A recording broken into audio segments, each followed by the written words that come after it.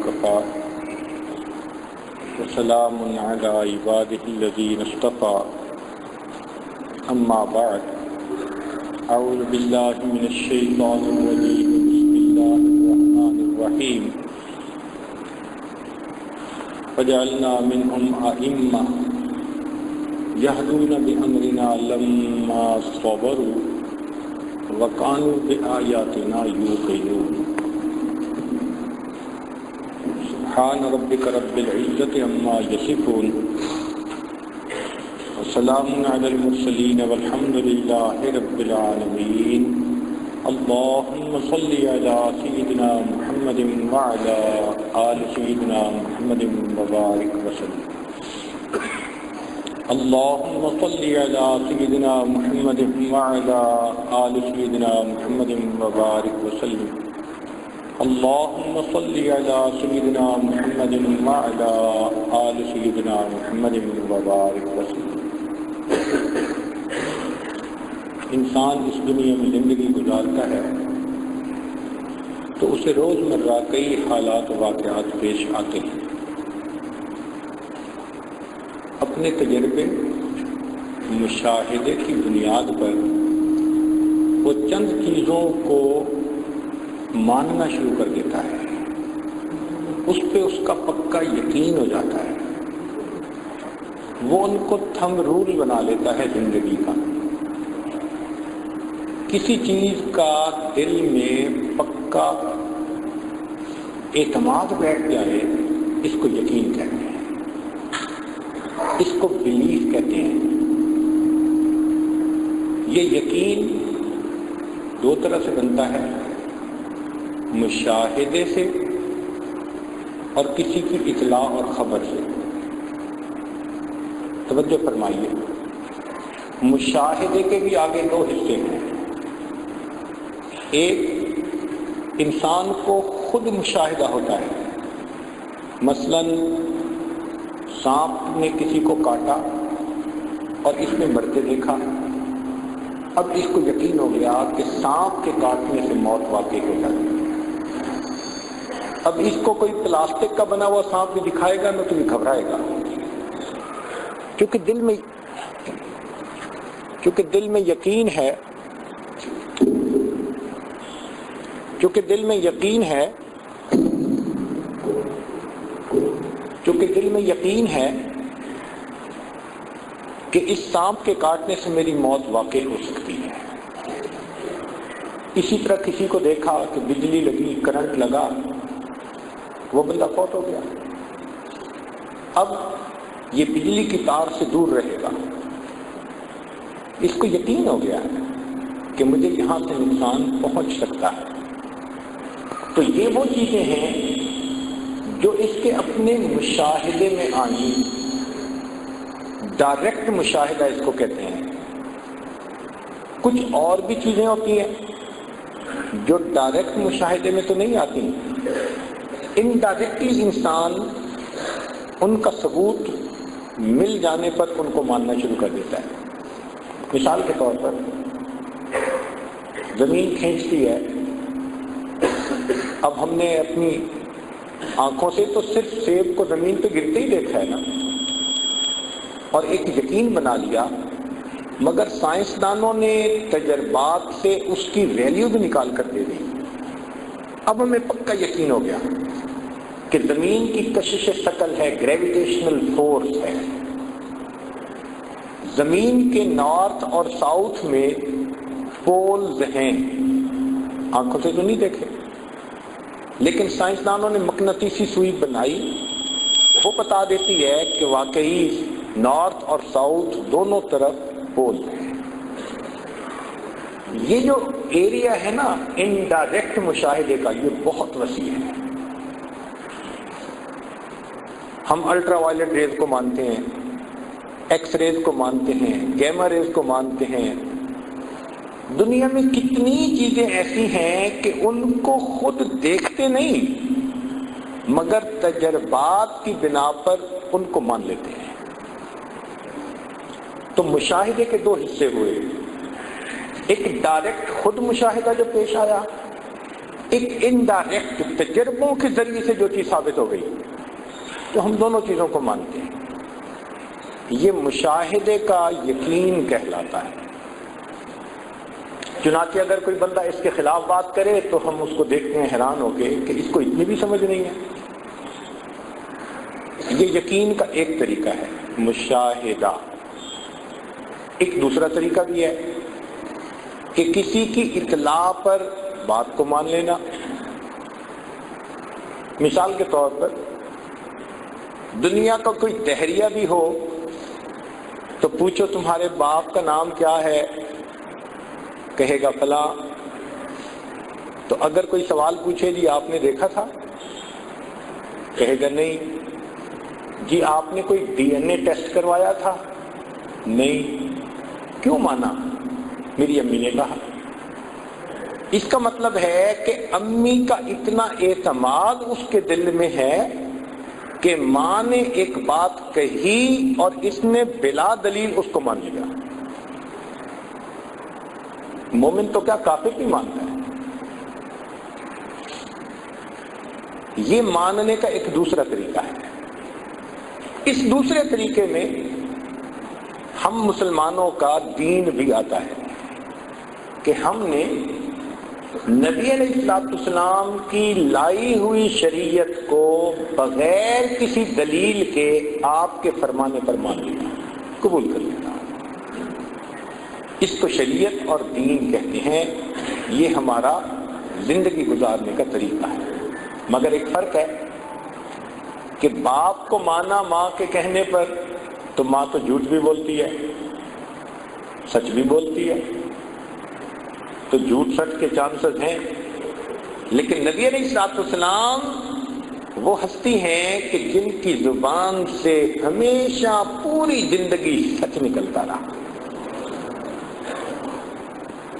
تو اس کا مطلب یہ ہے کہ نبی علیہ السلام نے جو باتیں فرمائی ہمیں اب اس کے اوپر پکا یقین ہونا چاہیے 100%.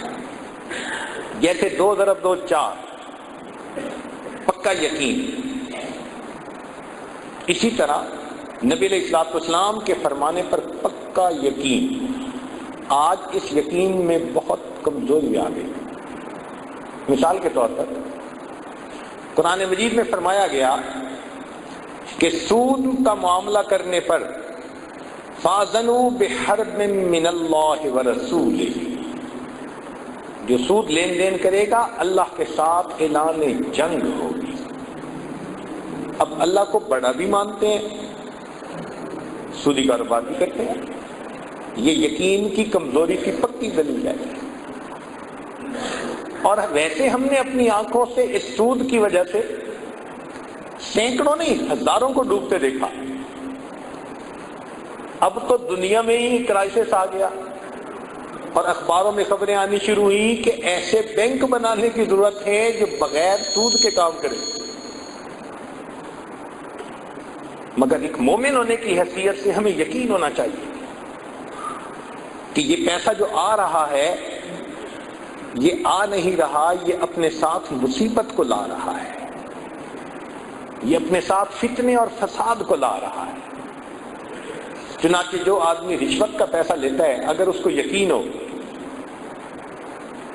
تو وہ ڈرے گا حرام کمانے سے، اس لیے کہ ظاہر میں تو پیسہ آئے گا لیکن پتہ نہیں اس کے آنے پر اللہ تعالیٰ کس نعمت سے بندے کو محروم کرے گا. چنانچہ کئی مرتبہ بندہ حرام کماتا ہے، اللہ تعالیٰ اولاد کو نافرمان بنا دیتے ہیں، بیوی نافرمان بن جاتی ہے، کسی کو بیمار کر دیتے ہیں، روتا ہی پھرتا ہے اور بنیاد گھر کے اندر حرام کا مال. جس گھر میں حرام کا مال ہوگا فتنہ اس گھر سے نکل نہیں سکتا. پریشان. تو یہ یقین دل میں بیٹھ جائے کہ ہمارے پیارے محبوب صلی اللہ علیہ وسلم نے جو ہمیں بتایا وہ 100% سچ ہے، تو انسان کے لیے پھر عمل کرنا آسان ہوتا ہے. حدیث مبارکہ میں آتا ہے جب میری امت احکام خداوندی کو ہلکا سمجھنا شروع کرے گی، جب میری امت احکام خداوندی کو ہلکا سمجھنا شروع کر دے گی تو اللہ تعالیٰ مسلمانوں کا خون ارزاں کر دیں گے، سستا، 10 مرے، 20 مرے، 50 مرے۔ یہ مسلمانوں کا خون ارزاں کیوں ہوا؟ ہم نے احکام شریعت کو ہلکا سمجھنا شروع کر دیا۔ اگر ہم ان کو ویٹ دیتے تو اللہ رب العزت مسلمانوں کی جان کی بھی قیمت بڑھا دیتے۔ حدیث مبارکہ میں ہے کہ جب قوم زکوٰۃ کو تاوان سمجھنے لگے اللہ تعالیٰ بارشوں سے محروم کر دیتے۔ اب ہمیں پکا یقین ہو اس کے اوپر۔ چنانچہ ایک مثال سے یہ بات تھوڑا اور ایکسپلین کریں۔ جب بھی کوئی پیشنٹ ایمرجنسی وارڈ میں لایا جاتا ہے تو جو وہاں پر تھوڑا سا عملہ ہوتا ہے نا، وہ اس کو دیکھ کر فوراً کچھ نہ کچھ ٹریٹمنٹ دیتا ہے۔ اب مثلاً آنے والے پیشنٹ کو بخار تھا تو ڈاکٹر اب قیافہ لگاتا ہے، اس کو کہتے ہیں انٹیلیجنٹ گیس، کہ یہ بخار کیوں ہو سکتا ہے، موٹی موٹی علامات کیا بتاتی ہیں۔ یہ بخار انفیکشن کی وجہ سے بھی ہو سکتا ہے، وائرس کی وجہ سے بھی ہو سکتا ہے، کوئی اور الرجی کی ایسی کنڈیشن ہو جائے اس سے بھی ممکن ہے، ملیریا بھی ہو سکتا ہے۔ مگر اس ڈاکٹر کو یقین نہیں ہوتا، جو جو وجوہات ہوتی ہیں وہ لکھ دیتا ہے کہ بخار ہونے کی یہ پاسبلٹی بھی ہے، یہ بھی ہے، یہ بھی ہے، یہ بھی ہے۔ ان کو کہتے ہیں ڈفرینشیل ریزن، کہ یہ امکانی وجوہات ہیں بخار کی، تو وہ ڈاکٹر لکھ دیتا ہے یہ پاسبلٹیز ہیں، یہ ڈفرینشیل ریزن۔ پھر اس کے بعد وہ اس کا بلڈ لیتا ہے اور بلڈ لے کے لیبارٹری میں بھیجتا ہے۔ لیبارٹری میں اب اس کا کنفرمیٹری ٹیسٹ کیا جاتا ہے اور اس ٹیسٹ سے پکا یقین ہو جاتا ہے کہ بیماری کی وجہ یہ تھی۔ اس کو کہتے ہیں ڈیفینیٹ ریزن۔ تو ایک ہوئی ڈفرینشیل ریزن اور ایک ہوئی ڈیفینیٹ ریزن۔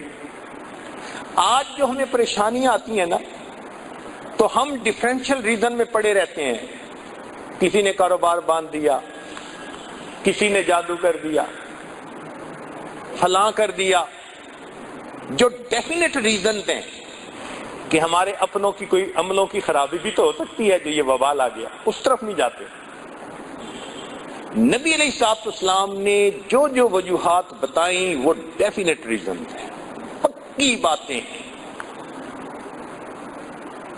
چنانچہ اللہ رب العزت قرآن مجید میں فرماتے ہیں وَمَا مِن دَابَّةٍ فِي الْأَرْضِ إِلَّا عَلَى اللَّهِ رِزْقُهَا، زمین میں جو بھی جاندار ہے اس کا رزق ہمارے ذمے ہے۔ اب رزق کا ذمہ اللہ نے لے لیا، اس کا مطلب ہے کہ رزق تو ہمیں ملے گا، تو ہم حلال کے پیچھے کیوں بھاگیں؟ ہمیں مفت میں بھی کوئی حرام دینا چاہے ہم نہیں لیں گے، کیونکہ حلال پہنچانے کا اللہ نے ذمہ لیا۔ ہم حلال کو تلاش کریں، وہ کہاں ہے، ہمیں مل کے رہے گا۔ جلد بازی میں ہم حرام میں ہاتھ ڈال دیتے ہیں۔ صبر کر لیں، یقین اور توکل کی زندگی گزاریں، جو ہمارے مقدر میں ہے ہمیں مل کے رہے گا۔ اللہ کی شان دیکھیں، انسان کا پیٹ تو 2 روٹی سے بھر جاتا ہے، جو جانور ٹنوں کے حساب سے روزانہ کھانا کھاتے ہیں اللہ تعالیٰ ان کو بھی روز روزی دے رہا ہے۔ ہاتھی کتنا کھاتا ہوگا؟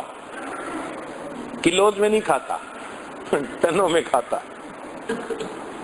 ویل مچھلی ٹنوں میں کھاتی ہوگی۔ ایک مرتبہ ایک ملک کے ایکویریم میں جانے کا موقع ملا تو وہاں انہوں نے ویل مچھلیاں بھی پالی ہوئی تھیں اور بہت انفارمیشنز تھیں۔ ایک جگہ لکھا ہوا تھا کہ بلو ویل جو ہے یہ اتنی بڑی ہوتی ہے کہ پر ڈے اس کا وزن 200 پاؤنڈ بڑھتا ہے۔ اب اس کو پڑھ کر مجھے تعجب ہوا، یا اللہ، وزن ہی ہم میں سے کسی موٹے بندے کا 200 پاؤنڈ ہوتا ہے، اور مچھلی کا وزن روزانہ 200 پاؤنڈ بڑھتا ہے، یہ کھاتی کتنا ہوگی؟ تو میں نے ایک آدمی کو بلایا جو وہاں ڈیوٹی پہ متعین تھا۔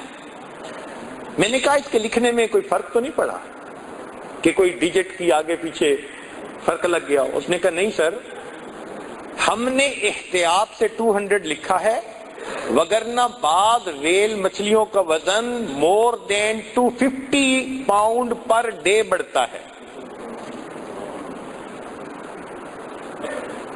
اور پتہ ہے کہ اس کا رزق کیا ہے؟ ذہن میں میرے بات آئی کہ یہ چھوٹی مچھلیاں کھاتی ہوگی، اور جہاں ہوتی ہوگی قریب مچھلی کو زندہ نہیں رہنے دیتی ہوگی۔ انہوں نے کہا نہیں، مچھلی نہیں کھاتی۔ تو بھئی کیا کھاتی ہے؟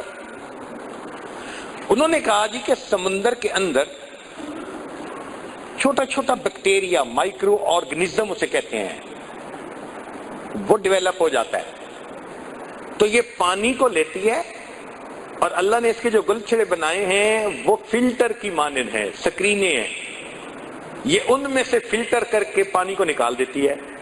تو جیسے چائے کو چھانے تو چائے کا پانی تو نیچے گر گیا، پتی اوپر رہ گئی، اسی طرح پانی چلا جاتا ہے اور وہ چھوٹا چھوٹا بیکٹیریا وہ اس کی سکرین پہ بچ جاتا ہے، یہ اس بیکٹیریا کو کھاتی ہے، اور وہ اتنا ہوتا ہے کہ ٹنوں کے حساب سے۔ تب سمجھ میں بات آئی، اللہ نے سمندر کے اندر پانی کو کلیننگ کرنے کے پلانٹ لگا دیے۔ اگر یہ ویل مچھلی نہ ہوتی تو یہ مائکرو آرگنزم اتنے بڑھ جاتے کہ مخلوق سمندر کی مر جاتی۔ اللہ نے پانی کے کلیننگ پلانٹ لگا دیے۔ اس کو اللہ ایسی روزی دے رہا ہے جو آنکھ سے نظر بھی نہیں آتی۔ اللہ تعالیٰ پرندوں کو بھی رزق دیتا ہے، لیکن مزے کی بات سنیں کہ پرندے خالی پیٹ گھر سے گھونسلے سے نکلتے ہیں، جب شام آتے ہیں تو ان کے پیٹ بھرے ہوتے ہیں۔ یہ انسان صبح ناشتہ کر کے پیٹ بھر کے گھر سے نکلتا ہے، شام آتا ہے تو بھوکا ہوتا ہے، آتے ہی کہتے ہیں جلدی کھانا لگاؤ۔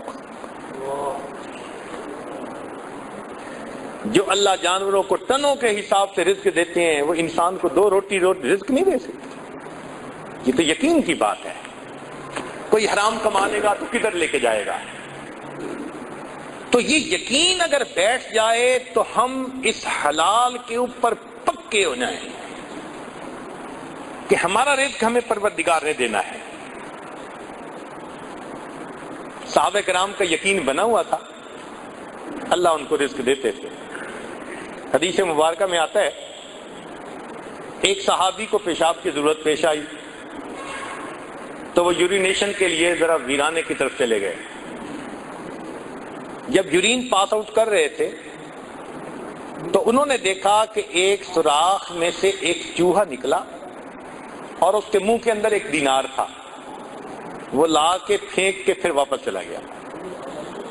پھر دوبارہ آیا، پھر ایک اور دینار لا کے رکھا۔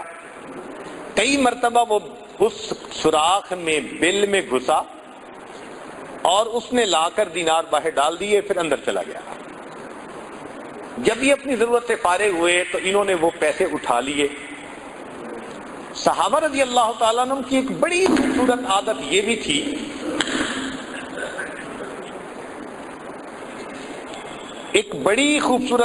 یہ بھی تھی کہ جب بھی کوئی نئی بات پیش آتی تو وہ نبی علیہ الصلوۃ والسلام سے ضرور پوچھا کرتے تھے۔ چنانچہ وہ صحابی نبی علیہ السلام کی خدمت میں حاضر ہوئے۔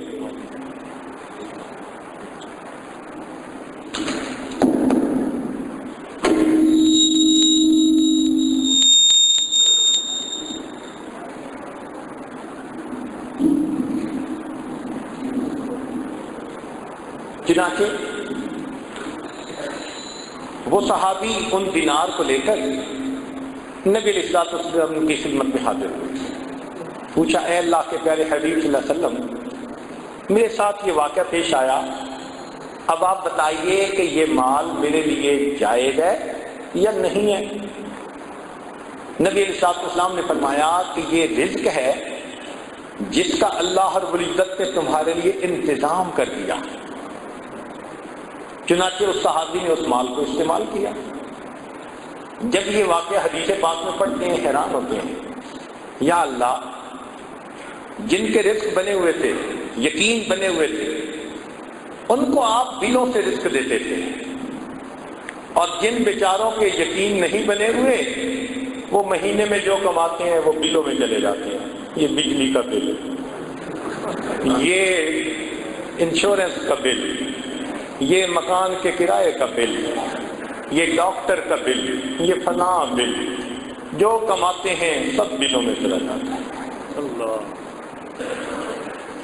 تو دل میں یقین ہو کہ رب کریم نے یہ بات اپنے ذمے لے لی۔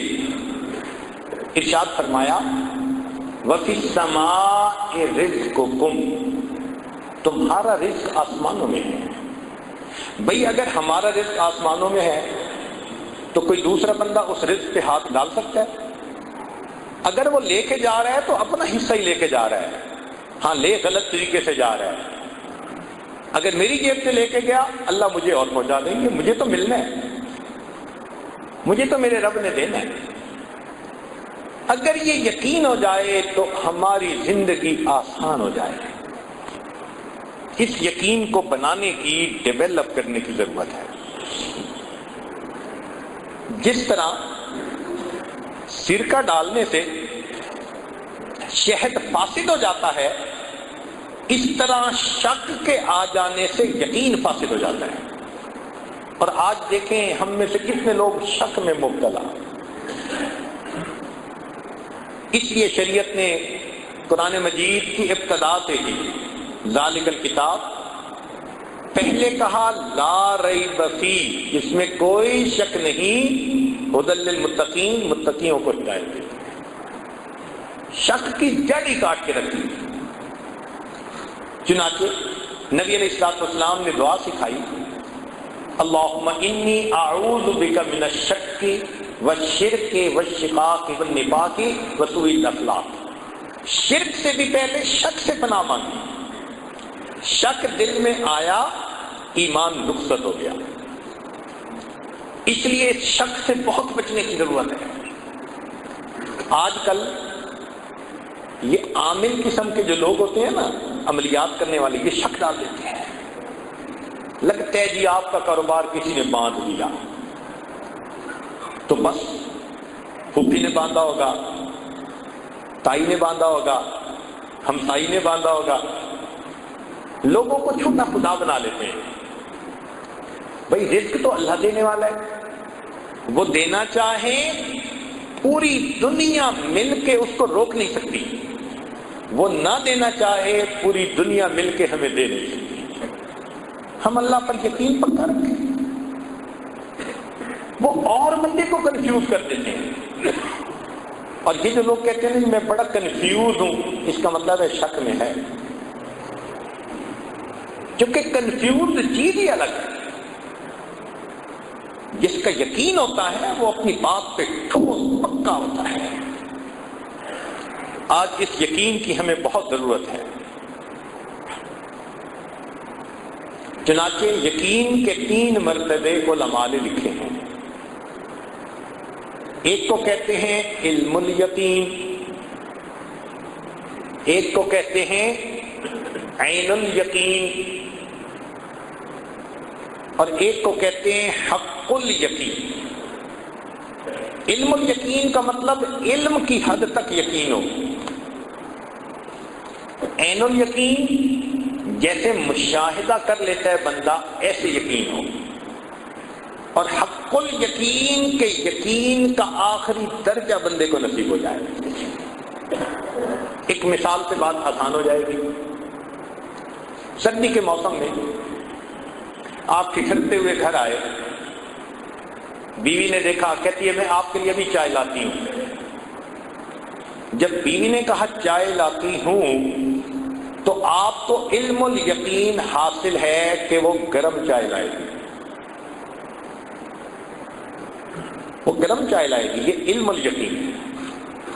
اس نے چائے لا کے سامنے رکھ دی، اب اس میں سے آپ نے بخارات اٹھتے دیکھے، یہ عین الیقین کہ واقعی گرما گرم چائے آئی ہے، اور آپ نے چائے کے کپ کو اٹھا کے منہ سے لگا لیا، ایک سپ لے لی، اب اس کو حق الیقین کہیں گے۔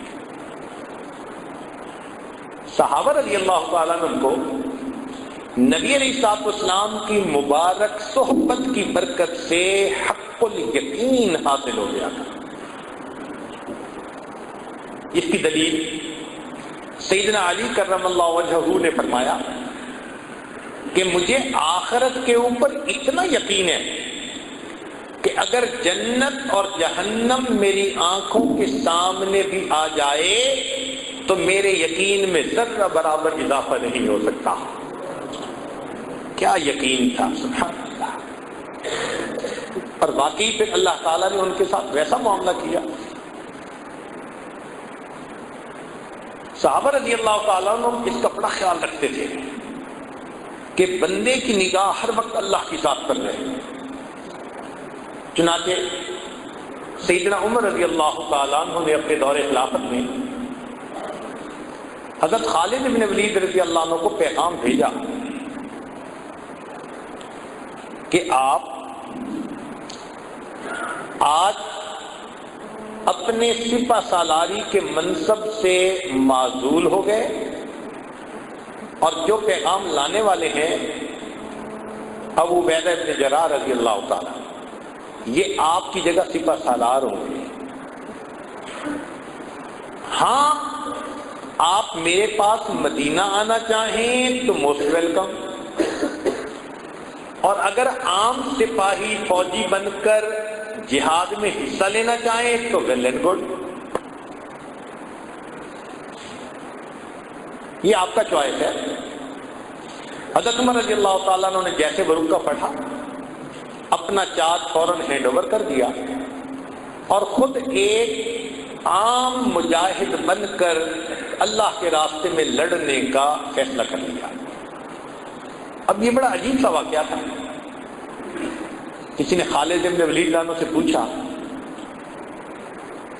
کہ آپ کو یہ پیغام ملا and with in a moment آپ نے اتنا بڑا ڈیسیژن میک کر لیا کہ جی ہاں میں ایک عام سپاہی کی طرح لڑوں گا، تو بڑا ٹف ہوتا ہے بندے کے لیے اس کو ڈائجسٹ کرنا، برداشت کرنا۔ تو آپ کو تو بڑی مشکل ہوئی ہوگی۔ ان کا بالکل نہیں۔ کا مشکل کیوں نہیں ہوئی؟ ان کا مشکل اس لیے نہیں ہوئی کہ جس اللہ رب العزت کو راضی کرنے کے لیے میں سپہ سالار بن کے لڑ رہا تھا، جب میں مجاہد بن کر لڑا پھر بھی اسی رب کو راضی کرنے کے لیے لڑ رہا تھا۔ مجھے تو کوئی ڈفرینس نہیں فیل ہوا۔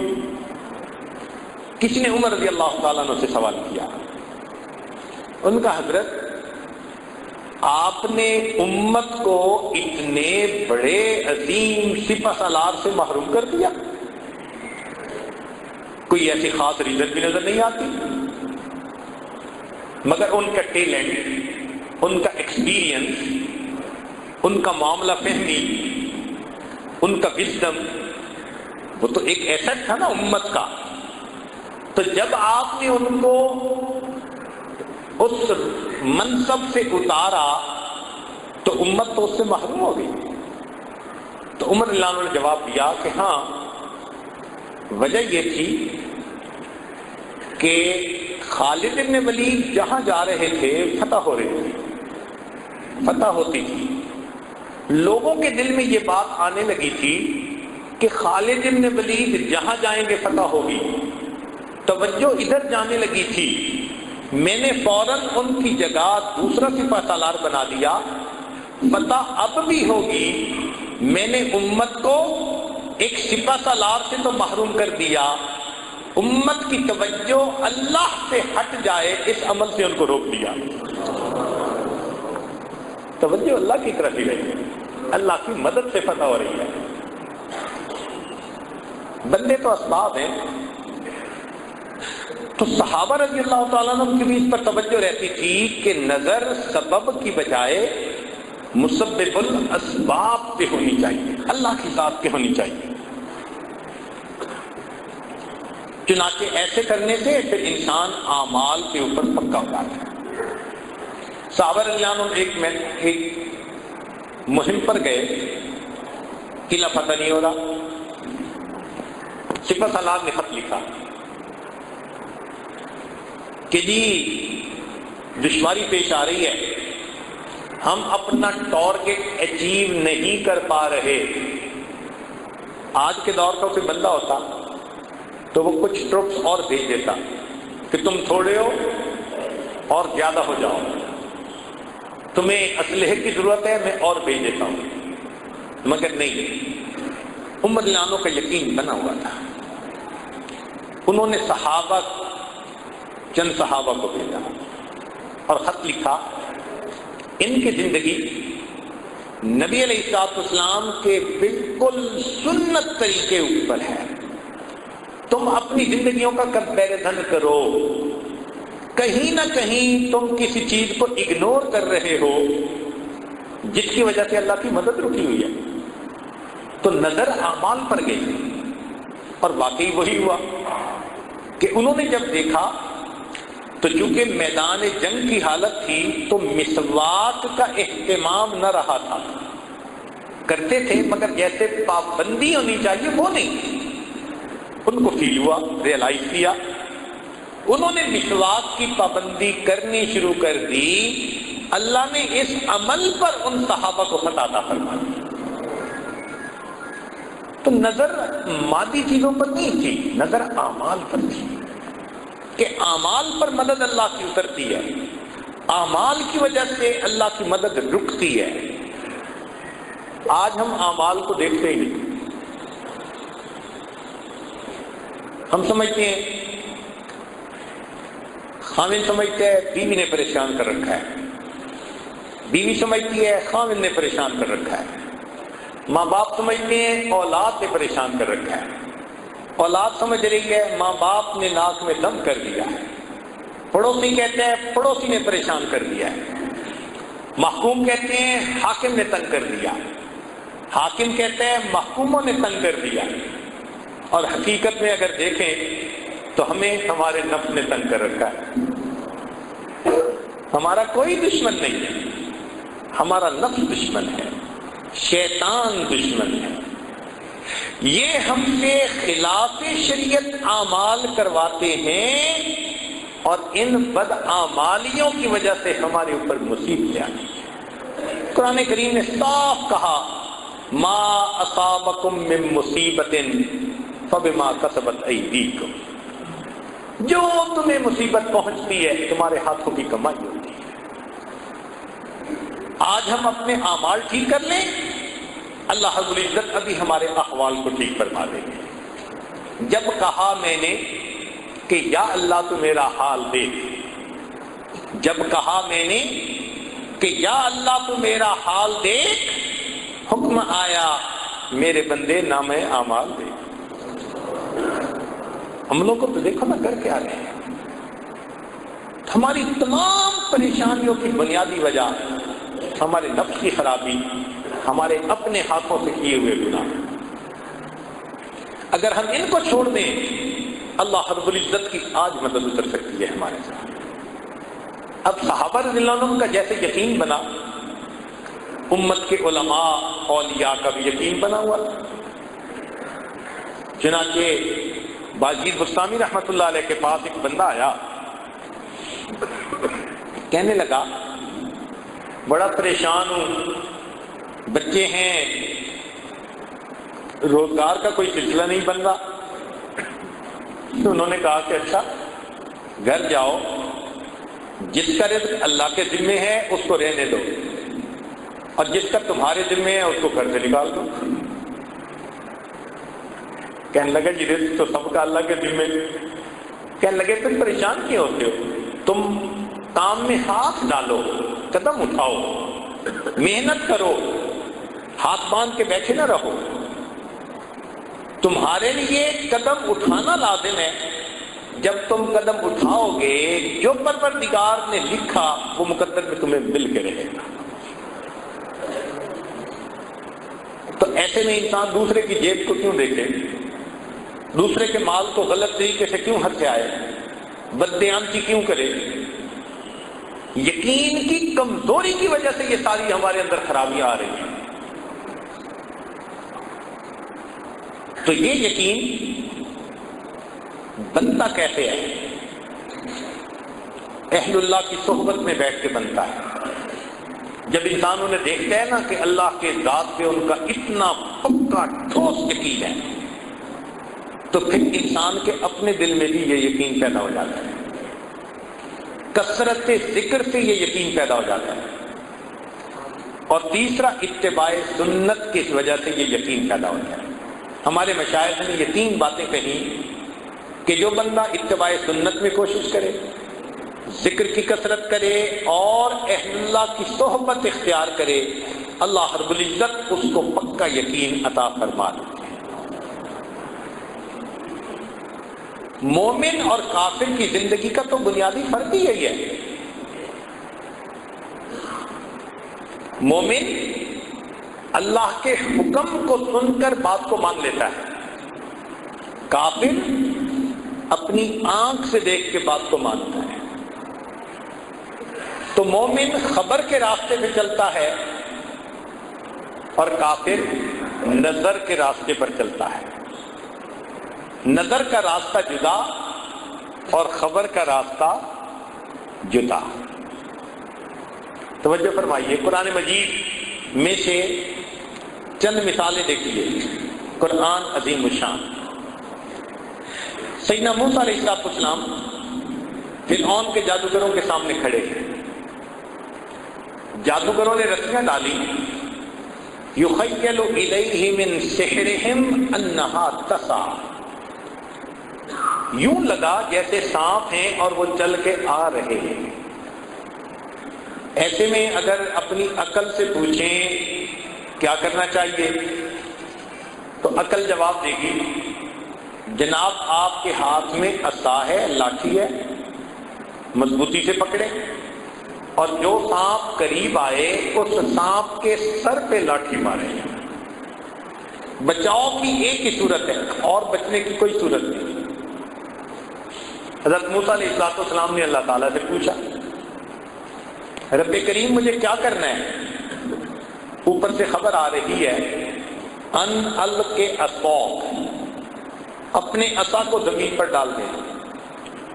اب عقل چیختی ہے، چلاتی ہے، شور مچاتی ہے، یہ امید کا آخری سہارا، تم ڈنڈا بھی ہاتھ سے چھوڑ دو گے تو پھر تو تمہارے پاس ہی کچھ تھے، تم موت سے نہیں بچ سکتے۔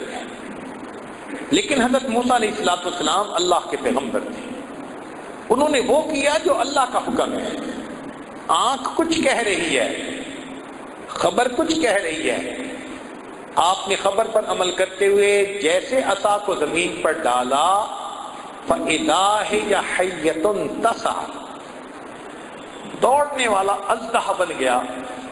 اس اژدہا نے ان تمام سانپوں کو کھا لیا اور اللہ رب العزت نے اپنے نبی علیہ السلام کو سرخرو فرما دیا۔ تو کامیابی خبر کے اوپر ملی۔ حضرت موسیٰ علیہ السلام اپنی قوم کو لے کر دریا کے کنارے پر، آگے جانے کا راستہ نہیں، اتنے میں فرعون بھی اپنے لاؤ لشکر کو لے کر پیچھے سے پہنچ گیا۔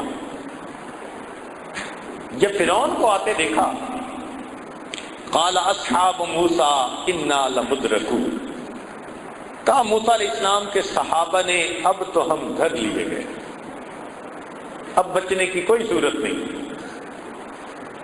تو ایک یقین بھری آواز اٹھی، موسیٰ علیہ السلام نے فرمایا کلا، ہرگز نہیں، ان معی ربی سیہدی، میرا پروردگار میرے ساتھ ہے، ضرور میری رہنمائی فرمائے گا۔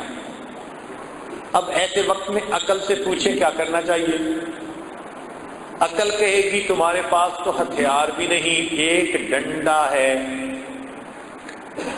اور پھر آگے پانی کا دریا اور پیچھے انسانوں کا دریا،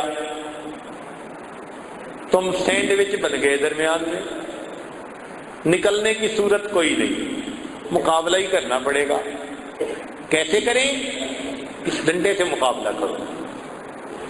کیا کروں کہ جب فرعون آئے تو بس اس سے لڑنا، کوشش کرنا کہ اسے مارو۔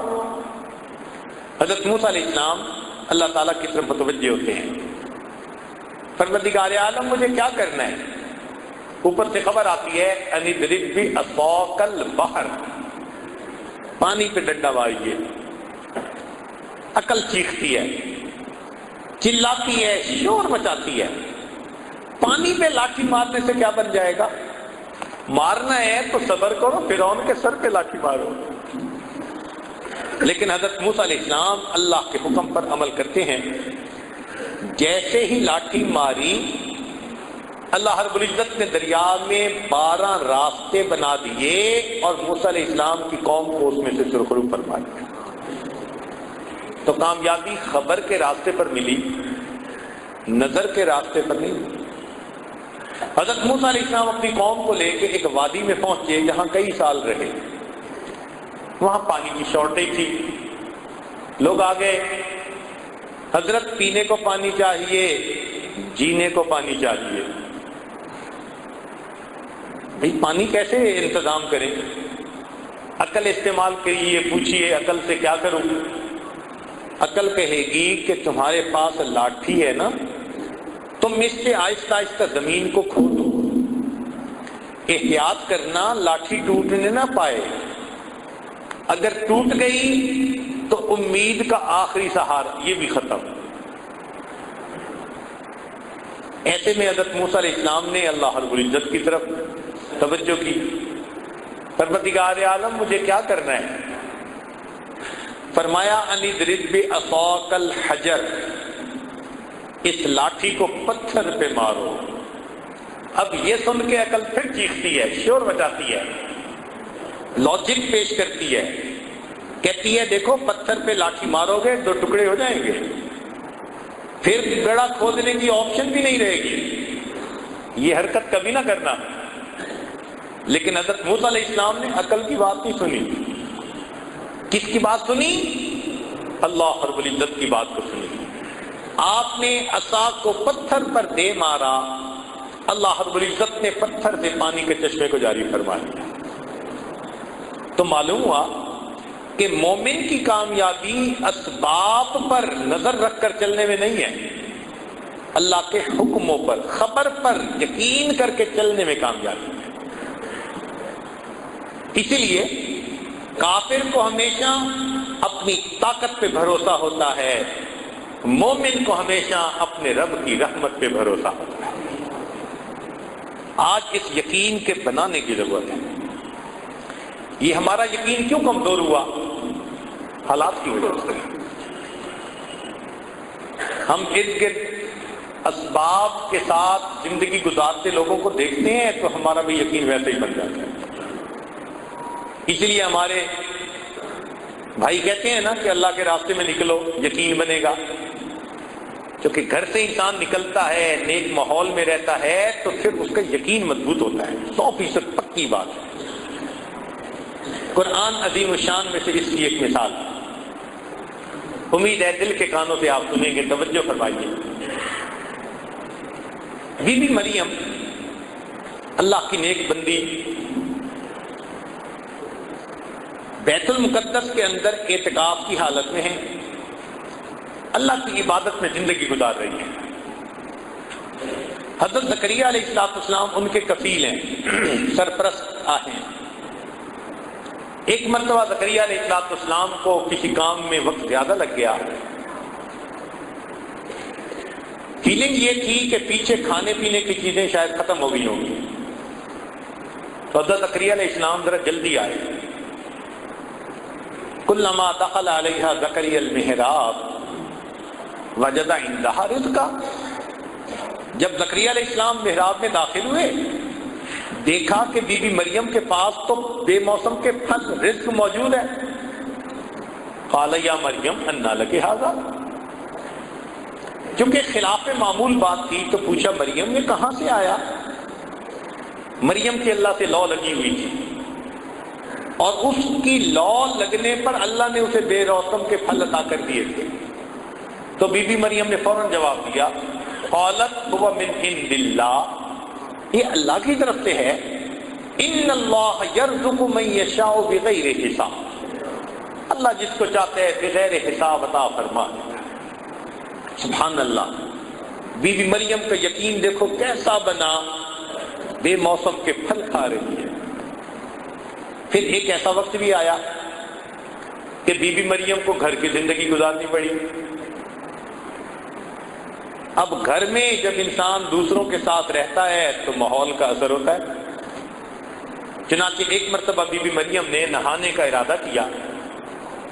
اللہ تعالیٰ قرآن عظیم الشان میں ارشاد فرماتے ہیں وَاذْكُرْ فِي الْكِتَابِ مریم اذ انتبذت من اہلها مکانا شرقیا فاتخذت من دونہم حجابا، پردہ ڈال لیا. فارسلنا الیہا روحنا، اللہ تعالیٰ فرماتے ہیں ہم نے جبریل علیہ السلام کو بھیجا. فتمثل لها بشرا سویا، ایک بھرپور مرد نوجوان کی شکل میں جبریل علیہ السلام سامنے آ گئے. اب بی بی مریم آج کے دور کی بگڑی ہوئی بیگم تو تھی نہیں کہ غیر محرم کو دیکھ کر مسکراتی، تو پاک دامن تھی. جب اس نے ایک مرد کو دیکھا کہنے لگی قالت انی اعوذ بالرحمن منک ان کنت تقیا، میں رحمان کی پناہ مانگتی اگر تیرے دل کے اندر تقوی ہے. جبریل علیہ السلام سمجھ گئے کہ بی بی مریم گھبرا گئی. فرمانے لگے انما انا رسول ربک، میں تیرے رب کا بھیجا ہوا نمائندہ ہوں. لِأَهَبَ لَكِ غُلَامًا زَكِيًّا، تاکہ تجھے نیک بیٹا ملے.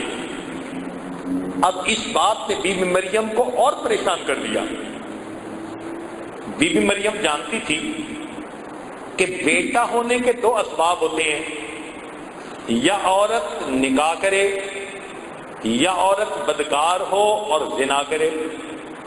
یہ دو سبب ہیں اولاد ہونے کے، اور وہ جانتی تھی کہ میری زندگی میں دونوں نہیں. تو پوچھنے لگی انا یکون لی غلام، میرا بیٹا کیسے ہو سکتا ہے؟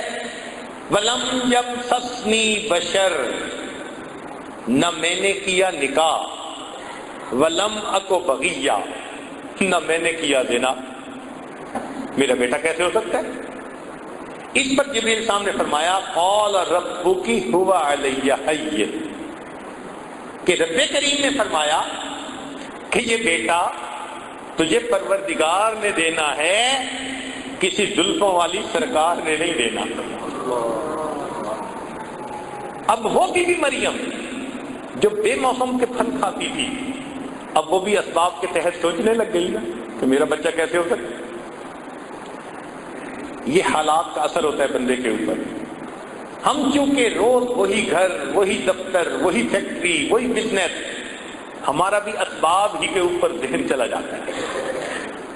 اب اپنے یقین کو مضبوط کرنے کے لیے ہمیں وقتاً فوقتاً نکلنا چاہیے. اللہ کے راستے میں نکلیں، اہل اللہ کی صحبت میں جائیں تاکہ ہمارا یقین فریش ہو جائے. یوں سمجھیں کہ جیسے سیل فون کی بیٹری یوز کرنے سے ختم ہوتی جاتی ہے تو کچھ عرصے کے بعد چارجر سے لگانی پڑتی ہے. یہ یقین کا معاملہ بھی ایسا، تھوڑا عرصہ انسان اسی اسباب کی دنیا میں رہے تو سوچ بھی ویسی. تو اس کو ریفریش کرنے کے لیے، اس کو ریچارج کرنے کے لیے نیک محفلوں میں، چاہے وہ کسی اللہ والے کی ہو یا چاہے اللہ کے راستے میں نکل کے نیک محفلوں میں، مسجدوں میں وقت گزارے، تو یقین بنتا ہے. یہ کام ہم میں سے ہر ایک کو کرنا ہے. یہ نہیں کہ ہم نہیں کریں گے تو یقین بنا رہے گا، یقین نہیں بنتا. اور یہ عجیب بات ہے کہ اگر انسان کا یقین بن جائے تو اللہ تعالی عزت ان نقشوں سے نکال دیتے ہیں جو بے عزتی کے ہوتے ہیں، ناکامی کے نقشوں میں سے کامیابی نکال دیتے ہیں۔ یقین بنا ہوا تھا، یہ انسان پہ منحصر ہے۔ اصول کیا ہے؟ اصول شریعت نے یہ بتا دیا، حدیث قدسی نبی علیہ السلام نے فرمایا انا عند ظن عبدی بی، میں بندے کے ساتھ اس کے گمان کے مطابق معاملہ کرتا ہوں۔ تو جب اللہ سے نیک گمان، پکا یقین، تو اللہ ویسا معاملہ کر دیتے ہیں، اور جب ادھر ادھر نظر ہوتی ہے تو معاملہ بھی ویسے ہے۔ اب طلباء کے لیے ایک علمی نکتہ کہ اگر اللہ پہ یقین پکا ہوگا تو جو ذلت کا سبب ہوگا اسی کو اللہ عزت کا سبب بنائیں گے، جو غم ملنے کا سبب ہوگا اللہ اسی کو ہمارے لیے خوشی کا سبب بنا دیں گے۔ یہ میرے مولا کا دستور ہے۔ اب قرآن عظیم الشان میں سے اس کی مثال سنیے۔ حضرت موسیٰ علیہ السلام کی والدہ نے اپنے بیٹے کو دریا میں ڈالا، دل غمزدہ ہوا، ماں تھی، اب دل کو غم ملا تو اس کا سبب کیا تھا؟ پانی بنا، پانی میں بیٹے کو ڈالا تو ظاہر سبب پانی بن رہا ہے، لیکن آنکھ بند کر کے اس نے اللہ پہ اعتماد کیا تو جو سبب غم کا بنا تھا اللہ تعالیٰ نے اسی کو خوشی کا سبب بنایا۔ فرعون کو موت، زمین پھٹتی اور قارون کی طرح یہ بھی دھس جاتا، اس طرح بھی آ سکتی تھی، کسی بیماری سے بھی آ سکتی تھی، کوئی اللہ بلا مسلط کر دیتے جو اس کو کاٹ کے ٹکڑے کر دیتی، یہ بھی ہو سکتا تھا۔ نہیں، اللہ نے فرعون کو کہاں ڈبویا؟ پانی۔ پانی میں ڈبونے میں حکمت کیا؟ مفسرین نے نکتہ لکھا کہ موسیٰ علیہ السلام کی والدہ کو پانی میں اپنا بیٹا ڈالنے کی وجہ سے غم کا سبب یہ بنا تھا، مگر اس نے اللہ پہ یقین کیا، اللہ نے اسی پانی کو اس کے لیے خوشی کا سبب بنا دیا، فرعون کو پانی میں ڈبو کے دکھا دیا۔ ایک دوسری مثال، سیدنا یعقوب علیہ السلام کے پاس بیٹے آئے، وَجَاءُوا أَبَاهُمْ عِشَاءً يَبْكُونَ، روتے دھوتے مکر کرونا، کہنے لگے جی کہ ہمارے بھائی یوسف کو فَأَكَلَهُ الذِّئْبُ، بھیڑیے نے کھا لیا۔ وَجَاءُوا عَلَىٰ قَمِيصِهِ بِدَمٍ كَذِبٍ، قمیص کے اوپر خون لگا ہوا تھا جھوٹ موٹ کا، تو انہوں نے دکھا دیا۔ یعقوب علیہ السلام سمجھ تو گئے کہ معاملہ کچھ اور ہے، لیکن دل پہ صدمہ ہوا کہ بیٹا جدا ہو گیا۔ اب اس صدمے کا سبب کیا بنا؟ قمیص بنا۔ جب خون آلود قمیص دیکھا تو دل پہ چوٹ لگی، سبب قمیص بن رہا ہے۔ خیر، بیٹے کی یاد میں روتے رہے، حتیٰ کہ بینائی بھی چلی گئی۔ To cut the story short, ایک وقت آیا کہ جب بھائیوں کو حضرت یوسف علیہ السلام نے بتا دیا، بات کھل گئی، بھائیوں نے معافی مانگی، یوسف علیہ السلام نے معاف کر دیا۔ پوچھا کیا حال ابو کا؟ انہوں نے کہا جی آپ کی یاد میں رو رو کے تو اس کی بینائی چلی گئی۔ اب یوسف علیہ السلام کہہ سکتے تھے کہ اچھا میں دعا کرتا ہوں اللہ میرے والد کی بینائی واپس لوٹا دے، ایسا پاسبل تھا، کوئی دوائی بھیج دیتے کہ ابو کو کہیں استعمال کریں بینائی واپس آ جائے گی، نہیں۔ یوسف علیہ السلام نے جواب میں کیا فرمایا؟ اذهبوا بقمیصی، میری قمیص کو لے کے جاؤ، یہ والد کے چہرے پہ لگاؤ، فرتد بصیرا، اللہ قمیص کی وجہ سے بینائی عطا فرما دیں گے۔ کیوں؟ غم کا سبب قمیص بن رہی تھی، اللہ پہ توکل رکھی، یقین رکھا، ایک وقت آیا اللہ نے اسی قمیص کو بنائی لوٹنے کا سبب بنا دیا۔ یہ مومن کا یقین ہوتا ہے، ٹھوس یقین ہوتا ہے اللہ کی ذات پہ، اور جیسا یقین ہوتا ہے پھر اللہ تعالیٰ اس کے ساتھ ویسا ہی فرماتے ہیں۔ طلباء کے لیے ایک اور علمی نکتہ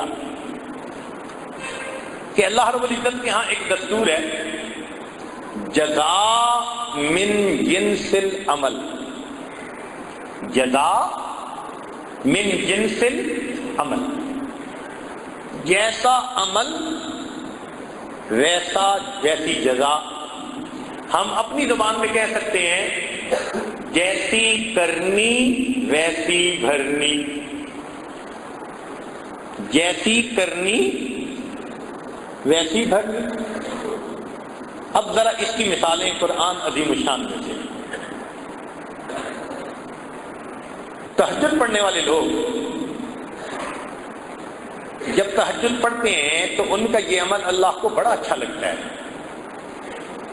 اللہ تعالیٰ قرآن مجید میں فرماتے ہیں فَلَا تَعْلَمُ نَفْسٌ مَّا أُخْفِيَ لَهُم مِّن قُرَّةِ أَعْيُنٍ، کوئی جی نہیں جانتا ان کی آنکھوں کی ٹھنڈک کے لیے ہم نے کیا تیار کر رکھا ہے۔ یہاں طالب علم کے ذہن میں ایک بات آتی ہے کہ اللہ تعالیٰ نے یوں کیوں نہیں فرمایا ان کے دلوں کے سکون کے لیے ہم نے کیا تیار کر رکھا، ان کے دلوں کی خوشی کے لیے ہم نے کیا تیار کر رکھا، فرمایا ان کی آنکھوں کی ٹھنڈک کے لیے۔ تو مفسرین نے اس کا جواب لکھا کہ وجہ یہ ہے تہجد جو بندہ پڑھتا ہے رات کو کم سونے کی وجہ سے آنکھیں نیند سے بوجھل ہوتی ہیں، نیند سے بوجھل ہوتی ہیں، نیند کو ترس رہی ہوتی ہیں، چونکہ عمل یہ تھا کہ آنکھیں نیند کو ترس رہی تھی۔ رب کریم نے فرمایا میرے بندو تہجد پڑھنے پر دنیا میں تمہاری آنکھیں نیند کو ترسیں گی، میں جنت میں تمہیں وہ نعمتیں دوں گا جو تمہاری آنکھوں کی ٹھنڈک بھر جائے۔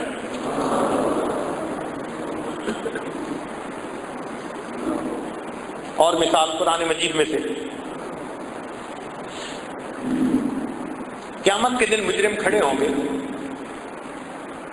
اللہ تعالیٰ ارشاد فرماتے ہیں وَلَوْ تَرَىٰ إِذِ الْمُجْرِمُونَ نَاكِسُو رُءُوسِهِمْ عِندَ رَبِّهِمْ، اگر آپ کبھی دیکھیں مجرموں کو کہ وہ قیامت کے دن کس طرح اللہ کے سامنے سر جھکائے کھڑے ہوں گے۔ طالب علم کے ذہن میں بات آتی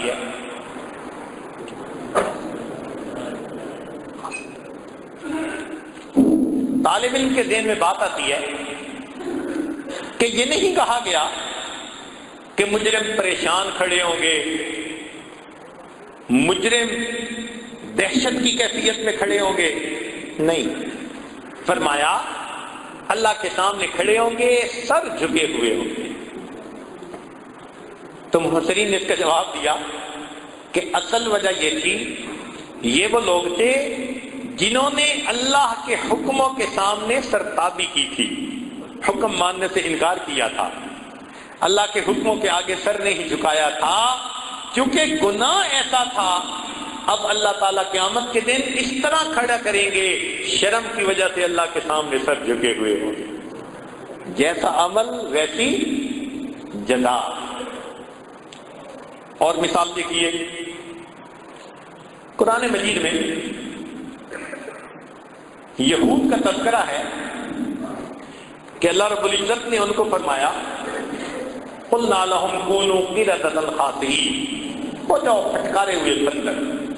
اللہ نے قوم یہود کی شکلوں کو مسخ کر دیا۔ اب یہاں طالب علم سوچتا ہے کہ بھائی ان پر کوئی اور عذاب آ جاتا، زمین میں ان کو اتار دیا جاتا، آسمان سے کڑک ان کے اوپر آتی اور ان کو ختم کر دیا جاتا، مگر نہیں، اللہ تعالیٰ نے ان کو جان سے نہیں مارا، شکلیں مسخ کر دی۔ مفسرین نے جواب دیا کہ اصل وجہ یہ تھی، حکم ملا تھا کہ تم ہفتہ کے دن مچھلیاں مت پکڑو، اور وہ ہفتہ کے دن آتی بہت تھی، تو انہوں نے ہیلا کیا، چھوٹے چھوٹے پانی کے پونڈ بنا لیے اور ہفتے کے دن دریا کی مچھلیاں وہاں پہنچا دیتے تھے اور باقی دنوں میں پکڑ لیتے تھے۔ اب اپنے ذوق میں انہوں نے عقل مندی دکھائی، مگر حکم خدا کو تو مسخ کیا نا۔ چونکہ انہوں نے حکم خداوندی کو مسخ کیا تھا، اللہ تعالیٰ نے عذاب بھی دیا، جواب میں ان کی شکلوں کو مسخ کروا دیا۔ جیسی کرنی ویسی جزا من جنس العمل۔ ایک اور عجیب مثال قرآن مجید میں سے، حضرت یوسف علیہ السلام پر بہتان لگا، زلیخا نے ان پر بہتان لگایا کہ انہوں نے مجھے برائی کی طرف دعوت دی، اور اس کے جواب میں ایک بچے نے گواہی دی، وَشَهِدَ شَاهِدٌ مِّنْ أَهْلِهَا، اور اس نے چند لفظوں میں بات سمیٹی کہ قمیص آگے سے پھٹا تو یوسف علیہ السلام کا قصور، قمیص پیچھے سے پھٹا تو زلیخا کا قصور۔ دو لفظی بات کر کے کام سمیٹ دیا، پتہ چل گیا کہ قصور کس کا تھا۔ اب ذرا توجہ فرمائیے، بی بی مریم پر بھی بہتان لگا، مگر بی بی مریم کی گواہی کس نے دی؟ ان کے بیٹے نے، حضرت عیسیٰ علیہ السلام نے۔ اور گواہی ایسے تو نہیں دی کہ دو لفظوں میں گواہی دی ہو۔ حضرت عیسیٰ علیہ السلام نے تو آگے سے لمبا بیان شروع کر دیا، ایسے لگتا ہے تقریر ہی شروع کر دی۔ تو مفسرین نے فرق لکھا کہ وہاں بہتان لگانے والی ایک عورت تھی، گواہ نے دو فکروں میں بات سمیٹ دی، یہاں بہتان لگانے والی پوری قوم تھی۔ قوم نے کہا تھا یا مریم لقد جئت شیئا فریا، چونکہ قوم پوری بہتان لگانے والی تھی تو اللہ تعالیٰ نے بھی پھر بیٹے سے گواہی ایسی دلوائی جیسے مجمع کے سامنے کوئی تقریر کرتا ہے۔ کیا فرمایا عیسیٰ علیہ السلام نے؟ قال انی عبد اللہ آتانی الکتاب وجعلنی نبیا وجعلنی مبارکا اینما کنت واوصانی بالصلاۃ والزکاۃ ما دمت حیا وبرا بوالدتی ولم یجعلنی جبارا شقیا۔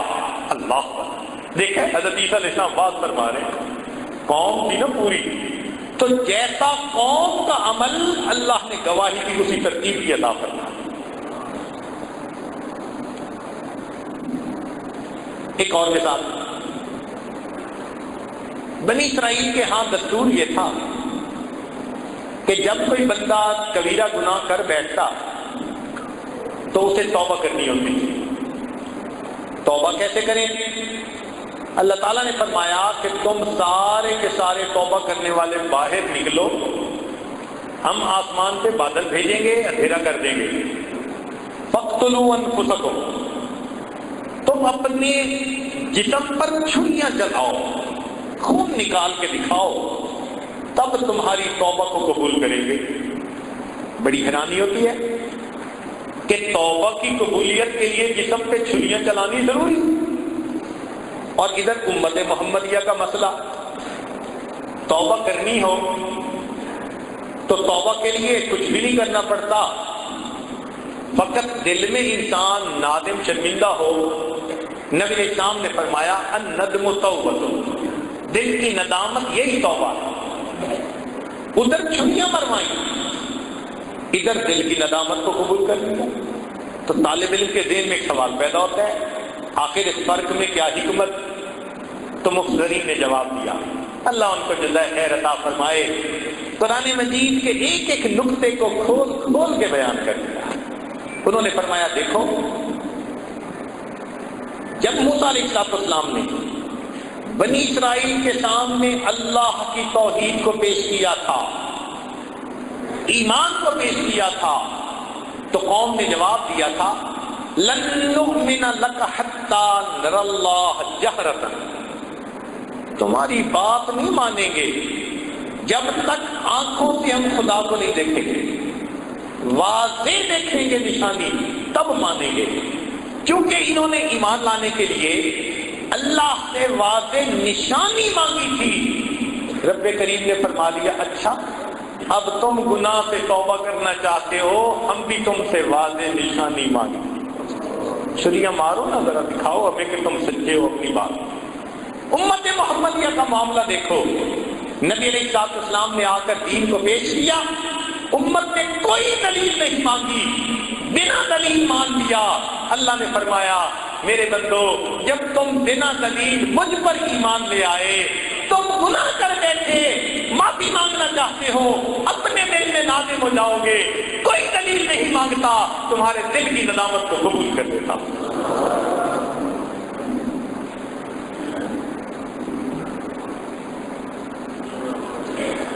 ایک اور مثال، چلیں بات کو پھر سمیٹتے ہیں۔ ابرہہ نامی ایک یمن کا بادشاہ تھا، اس نے سنا کہ بیت اللہ ایک عمارت ہے جو اس وقت تجارتی مرکز بن چکا ہے، آنے والے قافلے وہاں رکتے ہیں، سردی اور گرمی کے سفر میں وہ مرکز بنتا ہے۔ اس نے سوچا کہ اچھا چلتے ہیں ہاتھیوں کا لشکر لے کر اور بیت اللہ کو گراتے ہیں،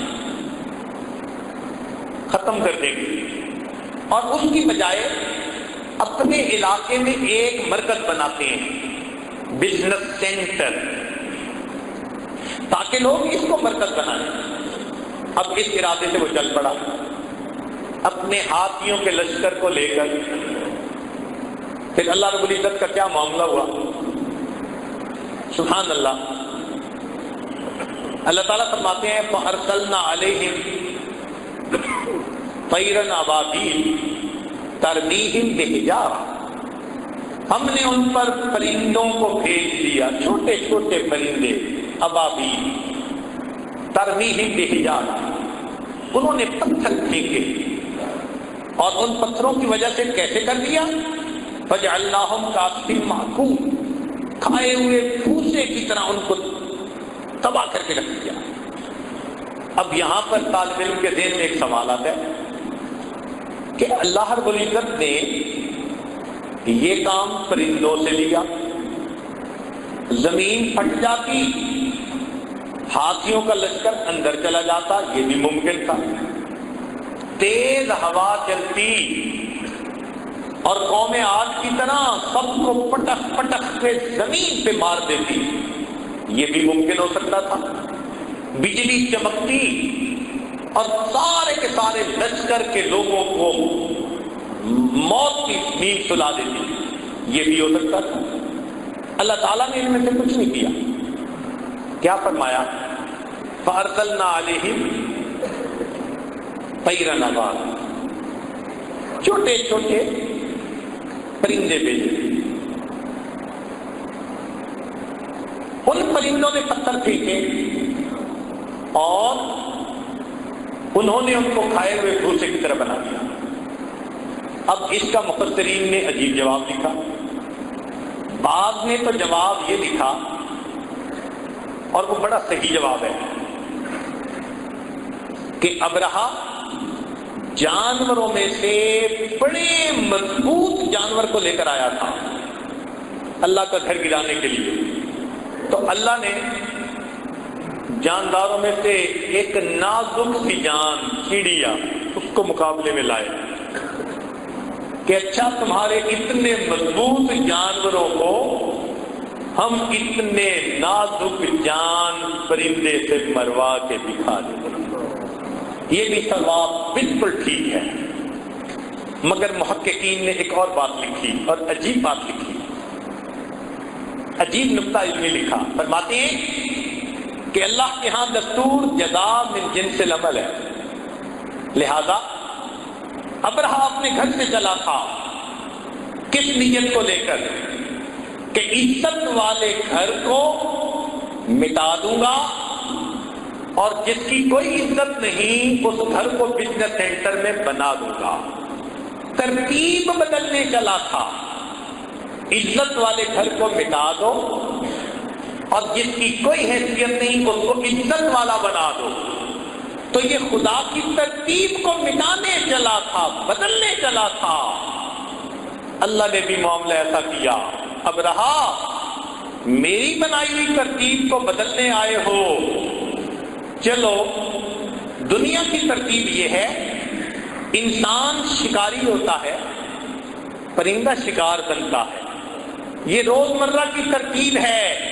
آج میں بھی ترتیب بدل دیتا ہوں، میرے پرندے آج صیاد بنیں گے، تم ان کے شکار بنو گے۔ آج وہ پتھر کھینچیں گے۔ جزا من جنس العمل۔ تو جب اللہ رب العزت کا معاملہ ایسا ہے تو ہم اللہ پہ کیوں نہ پکا یقین کرتے ہیں؟ اس پکے یقین کا فائدہ یہ ہوگا کہ اللہ کی مدد ہمارے پلڑے میں آ جائے، اور یاد رکھیں جب اللہ کی مدد کسی پلڑے میں آتی ہے وہ پلڑا پوری کائنات سے بھاری ہو جایا کرتا ہے۔ اس یقین کو بنانے کی ضرورت ہے۔ ہمارے اکابر کا یقین بنا ہوا تھا۔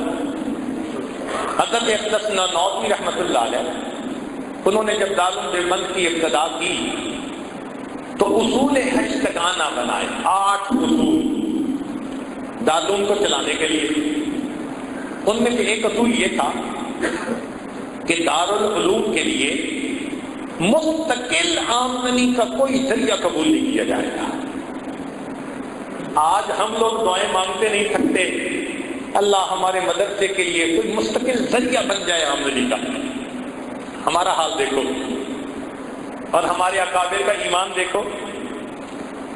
فرمایا کہ ہم مستقل آمدنی کا کوئی ذریعہ قبول ہی نہیں کریں گے۔ لوگوں نے پوچھا حضرت کیوں؟ فرمایا کہ اس سبب پر نظر چلی جائے گی اور اس کے بدلے اللہ کی مدد رک جائے گی۔ اس لیے کہتے ہیں کہ worry ends where faith begins. worry ends where faith begins. جہاں ایمان شروع ہوتا ہے وہاں بندے کی سب غریب ختم ہو جاتی ہے۔ اللہ پہ جو یقین آ گیا، میرا مولا کتنا قریب ہے۔ ہم بندے ہیں نا، ہمارا معاملہ ایسا ہے کہ ہم ادھر ادھر ہو جاتے ہیں۔ اللہ اکبر کبیرہ۔ آج اکثر لوگ یہ اعتراض کرتے ہیں یہ عربی مدارس کے طلباء کہاں سے کھائیں گے؟ سوال ذرا سنو، عربی مدارس کے طلباء کہاں سے کھائیں گے؟ تو ایک آسان جواب تو یہ کہ جہاں سے انبیاء کھاتے تھے وہیں سے ان کے ورثاء کھائیں گے۔ انبیاء نے آ کے ملازمتیں کی، اللہ نے پالا نا ان کو، اللہ ان کو بھی پالیں گے۔ اور ایک ہے تحقیقی جواب۔ اب ذرا سنیے، اس دنیا میں اللہ رب العزت نے ہر بندے کے سامنے کچھ نہ کچھ رکھ دیا ہے، اور وہ چیز اس کے رزق کا سبب ہے۔ کسی کے سامنے اللہ نے اینٹ کو رکھ دیا، وہ اینٹوں کو اینٹوں سے جوڑتا ہے، ہم اسے میسن کہتے ہیں، مستری کہتے ہیں، اور یہ اینٹ کو اینٹ سے جوڑنا اس کے لیے روزی کا سبب ہے۔ کسی کے سامنے اللہ نے کپڑے کو رکھ دیا، وہ کپڑے کو کاٹتا ہے، جوڑتا ہے، ہم اسے درزی کہتے ہیں، اور یہ اس کے لیے روزی کا سبب بن گیا۔ کسی کے سامنے اللہ نے لکڑی کو رکھ دیا، وہ لکڑی کو کاٹتا ہے اور جوڑتا ہے، ہم اسے کارپینٹر کہتے ہیں، یہ اس کے لیے روزی کا سبب بن گیا۔ کسی کے لیے اللہ نے چمڑا سامنے رکھ دیا، وہ چمڑے کو کاٹتا ہے، جوڑتا ہے، جوتے بناتا ہے، ہم اسے موچی کہتے ہیں، یہ اس کے لیے روزی کا سبب بن گیا۔ کسی کے سامنے اللہ نے لوہے کو رکھ دیا، وہ لوہے کے پرزے کھولتا ہے اور جوڑتا ہے، ہم اسے مکینک کہتے ہیں، یہ اس کے لیے روزی کا سبب بن گیا۔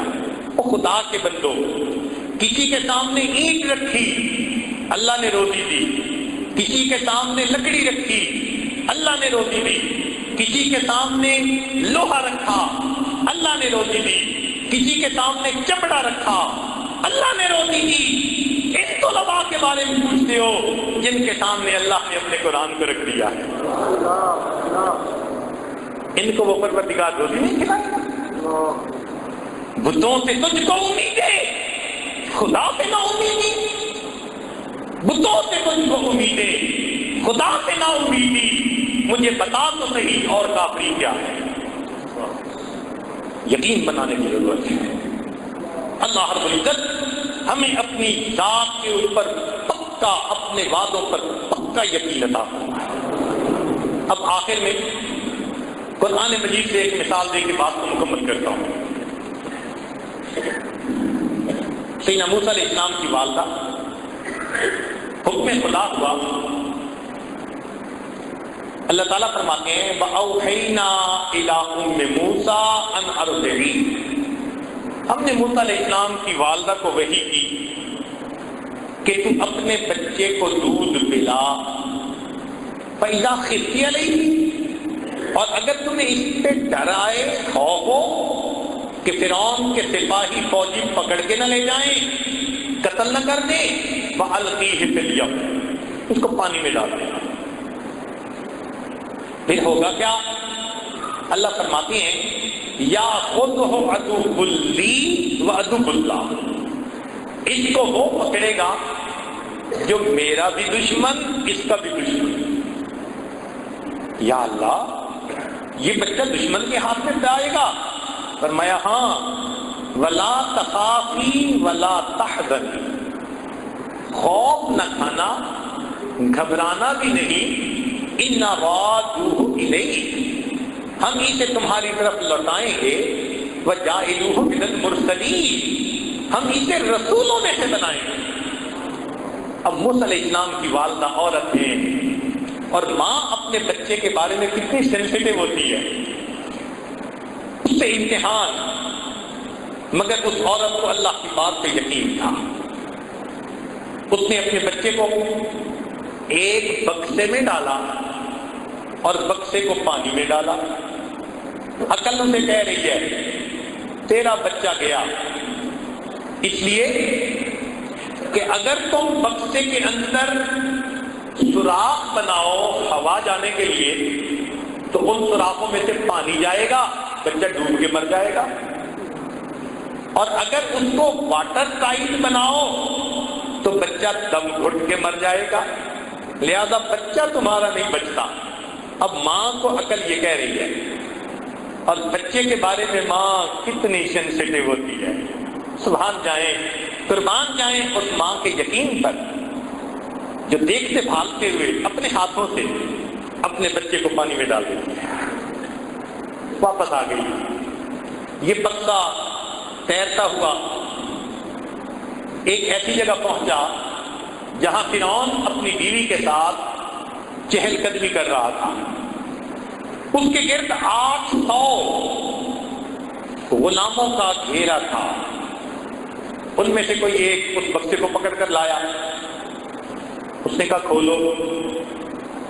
اللہ تعالیٰ فرماتے ہیں اے میرے پیارے موسیٰ علیہ السلام، وَأَلْقَيْتُ عَلَيْكَ مَحَبَّةً مِّنِّي، ہم نے آپ کے چہرے پر محبت کی تجلی کو ڈال دیا۔ چنانچہ جب بکسا آیا تو فرعون کی بیوی آسیہ نے کہا کھولو۔ جب کھولا تو خوبصورت بچہ، بیوی کی نظر پڑی، کہنے لگی لا تقتلوہ، اسے قتل نہیں کرنا، عسیٰ ان ینفعنا او نتخذہ ولدا، ہم اس سے نفع اٹھائیں گے، اسے اپنا بیٹا بنائیں گے۔ اب وہ فرعون جو ہزاروں بچوں کو ذبح کروا چکا تھا، بیوی کی اس بات کے اوپر کہتے ہیں جی بہت اچھا، ہوم گورنمنٹ کی پاور دیکھو کتنی ہوتی ہے۔ عورتیں کہتی ہیں جی خامد بات نہیں مانتے، ارے قرآن پڑھو، بڑے بڑے فرعون بیویوں کی بات مانتے رہے۔ بیوی نے کہا نہیں قتل کرنا، کہتے جی بہت اچھا، جیسے کہہ رہی ہو ایسے کریں گے۔ اب اس بچے کو گھر لے کے گئے۔ اس زمانے میں ڈبے کا دودھ نہیں ہوتا تھا، عورتیں دودھ پلاتی تھی۔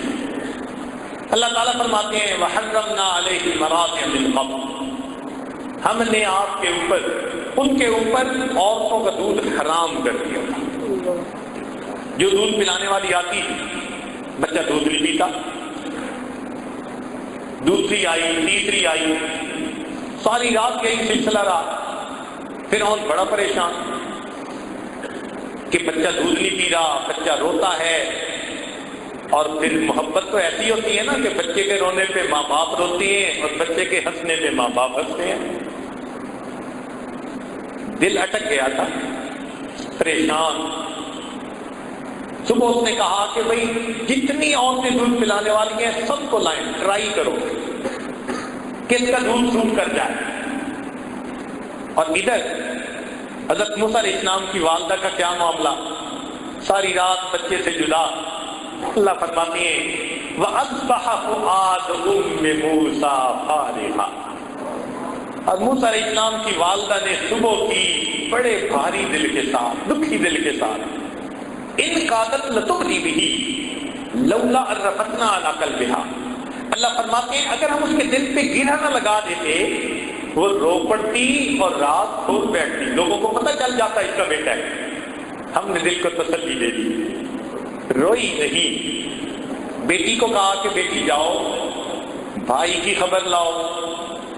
لو موسیٰ علیہ السلام کی بہن بھاگتی گئی، چھوٹی عمر کی، چنانچہ جب بھاگتی گئی تو اس نے محل میں جا کے ایک عجیب منظر دیکھا۔ وہ کیا تھا؟ عورتیں دودھ پلانے کے لیے آ رہی ہیں اور بھائی دودھ نہیں پیتا۔ اس نے موقع دیکھا، فرعون کو کہا هل ادلکم علی اہل بیت یکفلونہ وہم لہ ناصحون، میں تمہیں ایسے گھر والوں کے بارے میں بتاؤں جو اس کی کفالت بھی اچھی کریں گے اور اس کے بڑے خیر خواہ ہوں گے۔ مفسرین نے لکھا کہ فرعون کو کھٹکی تو صحیح بات، اس نے بچی کو پکڑ کے کہا تم کیوں کہہ رہی ہو وہ بڑے اس کے خیر خواہ ہوں گے؟ وہ بھی موسیٰ علیہ السلام کی بہن تھی۔ کہنے لگے کہ ہم آپ کی رعایا ہیں، ہم آپ کے ساتھ خیر خواہی نہیں کریں گے تو کون کرے گا؟ کہنے لگے ہاں بات تو ٹھیک ہے، اچھا لے آؤ جس کو لاتی۔ موسیٰ علیہ السلام کی بہن آ گئی، امی چلو بڑا اچھا موقع ہے۔ موسیٰ علیہ السلام کی والدہ آئی، اس نے بچے کو فیڈ دینی شروع کی، بچے نے دودھ پینا شروع کر دیا، کو حرام مچ گیا۔ وہ جی ایک عورت کا دودھ اس بچے نے پی لیا۔ فرعون رات کا جاگا ہوا تھا، خدائی کا دعویٰ کرنے والا بدبخت نیند سے پریشان تھا۔ جب اسے اطلاع ملی نا کہ بچے نے ایک عورت کا دودھ پی لیا، کہتے بہت اچھا میں تو سوؤں گا، اس عورت کو جانے نہیں دینا۔ اب موسیٰ علیہ السلام کی والدہ وہاں، وہ 3 دن وہاں رہی۔ 3 دن کے بعد اس نے کہا کہ بھئی بات سنو، اپنا گھونسلہ اپنا کچا ہو یا پکا، مجھے تو اپنا گھر اچھا لگتا ہے، اس لیے مجھے گھر جانے دو۔ فرعون کہنے لگا اچھا سنو سنو، تم گھر جانا چاہتی ہو تو اکیلی نہ جاؤ، بچے کو ساتھ لے کے جاؤ، اور تمہاری تنخواہ ہم تمہیں گھر پہنچا دیں گے، اپنے گھر میں اس کا خیال رکھنا۔ اللہ تعالیٰ عجیب الفاظ سے فرماتے ہیں فَرَدَدْنَاهُ إِلَىٰ أُمِّهِ، ہم نے اس بچے کو لوٹایا اپنی ماں کے ساتھ۔ کیوں؟ کئی تقر عینها، تاکہ اس کی آنکھیں ٹھنڈی ہو، ولا تحزن، اور وہ غمزدہ نہ ہو، ولتعلم، اور وہ جان لے ان وعد اللہ حق، کہ اللہ کے وعدے سچے ہیں، ولکن اکثرهم لا یعلمون، اکثر لوگ اس بات کو نہیں جانتے۔ میرے پروردگار کے وعدے ایسے سچے تو کم از کم ہم ایک عورت جیسا ہی اپنا یقین بنا لیں یا عورت سے ہی گئے گزرے؟ مرد ہیں، کچھ عقل کے ناخن لیں، اللہ کی ذات پر اپنے یقین کو مضبوط سے اثبت کر دیں۔ آج کی عورتیں حضرت موسیٰ علیہ السلام کی والدہ جیسا یقین پیدا کر دیں، پھر یہ کبھی اپنے حامل کو رشوت نہیں لینے دیں گی، اپنے حامل کو سود کا کاروبار نہیں کرنے دیں گی، زکوٰۃ اپنے وقت پہ ادا کریں گے کیونکہ اللہ کے وعدوں پر یقین ہوگا۔ اللہ تعالیٰ حق نے ہمیں اپنے وعدوں پر پکا یقین عطا فرمائے، اور دنیا میں اور آخرت میں اللہ تعالیٰ ہمیں سرخرو فرمائے، کامیاب فرما دے۔ وآخر دعوانا ان الحمد للہ رب العالمین۔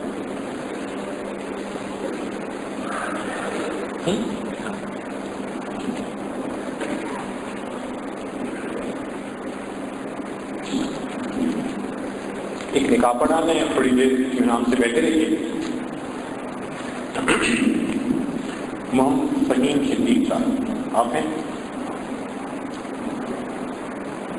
دلہن کے والد وکیل احمد صاحب، سبحان اللہ، نام بھی وکیل۔ آپ دلہن کے وکیل ہیں؟ ماشاء اللہ۔ اور باقی اللہ گواہ ہے، بچی کی طرف سے اجازت کی گواہ، ٹھیک۔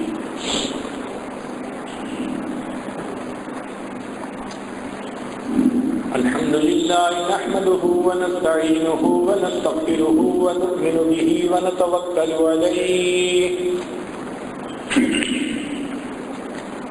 ونعوذ باللہ من شرور انفسنا ومن سیئات اعمالنا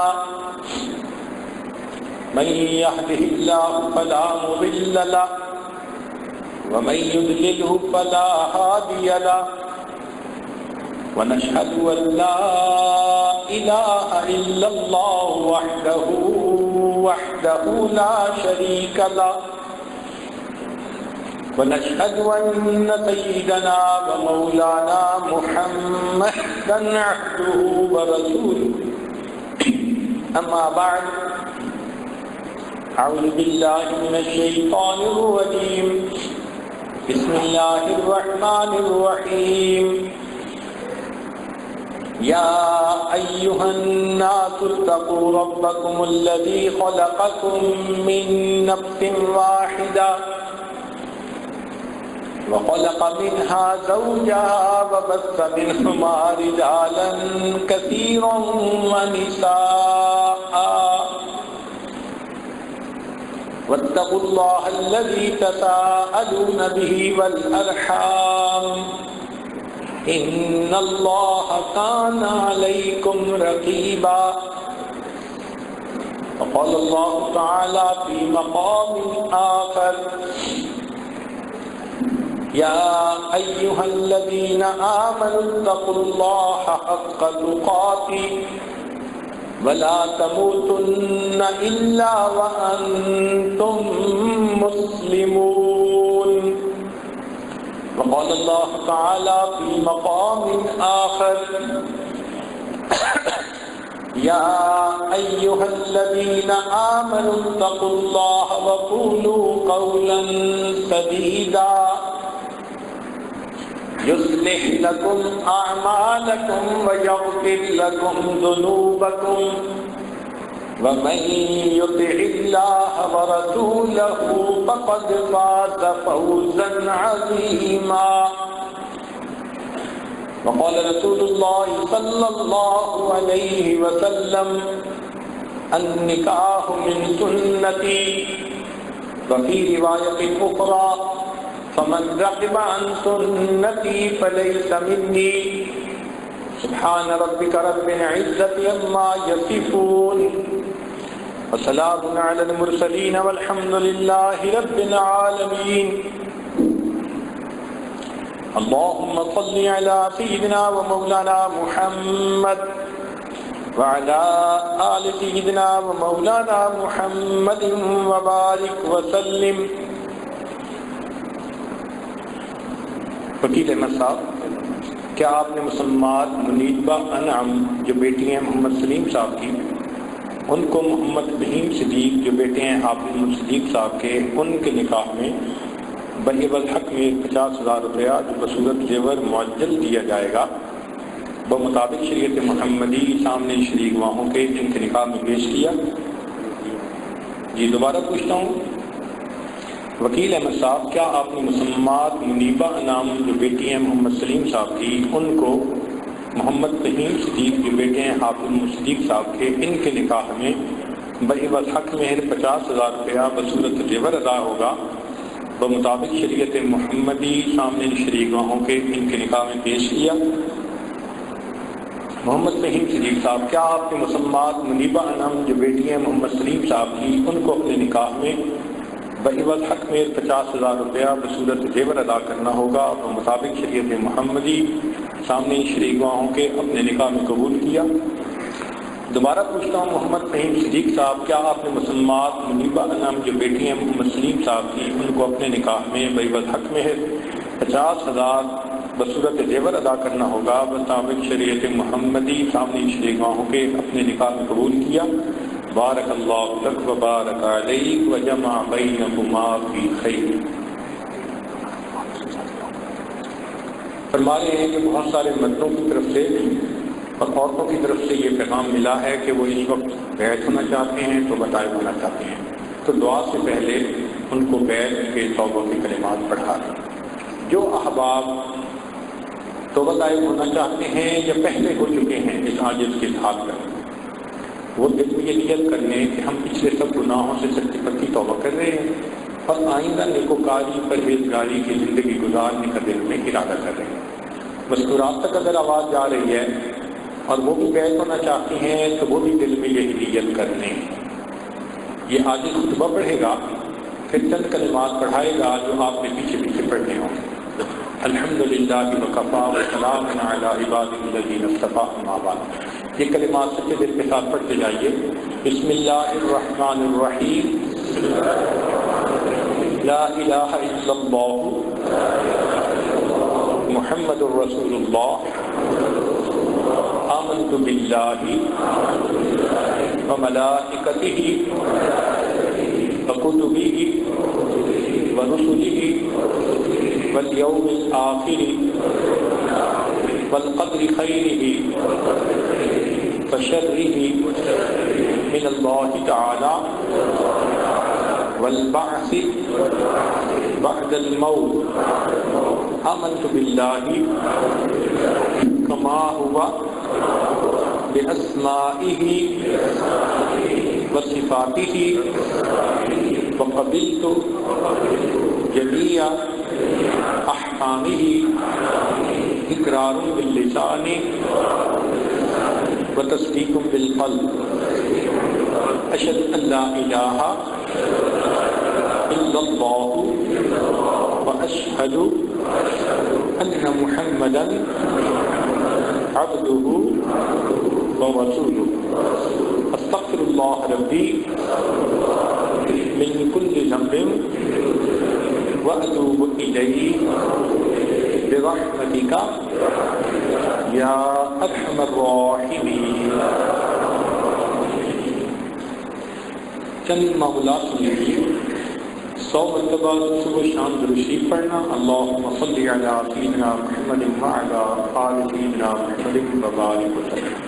100 مرتبہ استغفار پڑھنا، استغفر اللہ ربی من کل ذنب واتوب الیہ۔ قرآن مجید کی تلاوت کرنا، ایک پارہ ہو تو بہت اچھا، ورنہ آدھا پارہ سے چلتے پھرتے لیتے بیٹھے دل میں اللہ رب العزت کا دھیان رکھنا، دست بکار دل بیار، ہاتھ کام کاج میں مشغول اور دل اللہ تعالیٰ کی یاد میں مشغول۔ اور 5ویں بات ذکر قلبی یعنی مراقبہ روزانہ کرنا۔ طریقہ کار یہ ہے، جب صبح شام نماز پڑھ کر بیٹھیں تو تھوڑی دیر کے لیے ساری دنیا کے خیالات سے ہٹ کٹ جائیں اور اللہ رب العزت کی یاد میں ڈوب جائیں۔ یہ سوچیں اللہ رب العزت کی رحمت آ رہی ہے، میرے دل میں سما رہی ہے، دل کی ظلمت اور سیاہی دور ہو رہی ہے اور میرا دل اللہ اللہ اللہ، یہ میرا دل بول رہا ہے۔ آپ نے زبان سے بولنا نہیں ہے، زبان تالو سے لگی ہوئی، دل بول رہا ہے اور میں سن رہا ہوں۔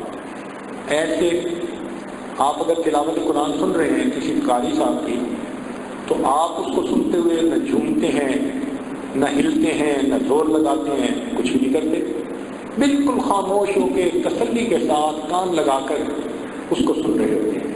ایسے ہی آپ نے پرسکون ہو کر تسلی کے ساتھ بیٹھ کے دل کے کان لگا کر دل کی اللہ اللہ سننی ہے۔ شروع میں نہیں سنیں گے، بیٹھے رہیں گے تو اللہ تھوڑے دنوں کے بعد دل کی طرف سے یہ ادراک عطا فرما دیں گے، اس کو ذکر قلبی کرنی ہے۔ ذرا غور کرنا، آپ میری آواز سپیکر پہ سن رہے ہیں تو سپیکر کے اندر کوئی جاندار بیٹھا ہوا ہے، بے جان چیز ہے نا، اس میں کیا ہے؟ ایک مقناطیسی فیلڈ ہے، اس میں ایک پردہ بنا ہوا ہے، وہ پردہ کھڑکھڑاتا ہے تو یہ آواز نکلتی ہے اس میں سے۔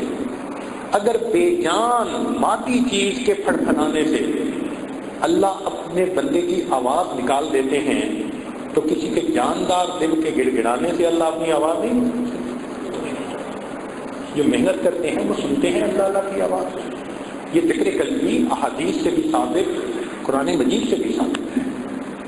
حضرت مفتی محمد شفیع رحمۃ اللہ علیہ، مفتی اعظم پاکستان، وہ اپنی تفسیر میں لکھتے ہیں کہ وَاذْكُرْ رَبَّكَ فِي نَفْسِكَ تَضَرُّعًا وَخِيفَةً، کہ تضرعاً وخیفہ کے الفاظ سے قرآن مجید سے ذکر قلبی کا ثبوت مل رہا ہے۔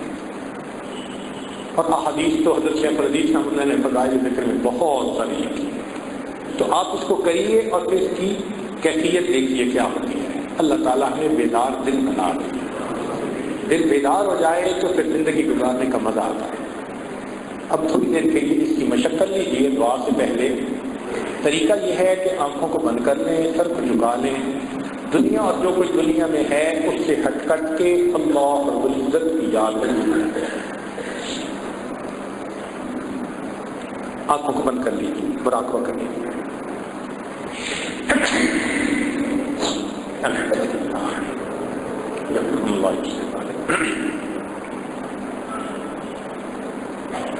انسان جب اپنے اندر جھانکتا ہے اسے اپنی اصل تصویر نظر آتی ہے۔ اپنے من کے دریچے کو کھولیے، اپنی اصل تصویر کو دیکھیے۔ نیچے نیچے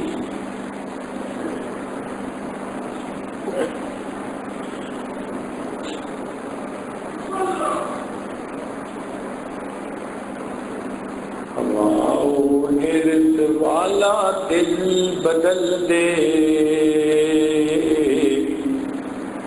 میرا غفلت میں ڈوبا دل بدل دے،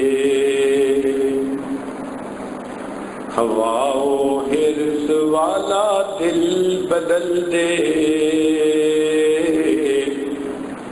میرا غفلت میں ڈوبا دل بدل دے، بدل دے دل کی دنیا دل بدل دے، خدایا فضل فرما دل بدل دے، گنہگاری میں کب تک عمر کاٹوں،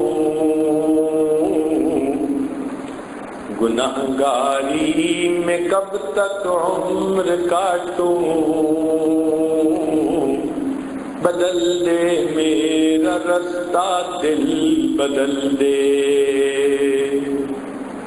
سنوں میں نام تیرا دھڑکنوں میں، مزہ آ جائے مولا دل بدل دے، ہٹا لوں آنکھ اپنی ماں سوا سے،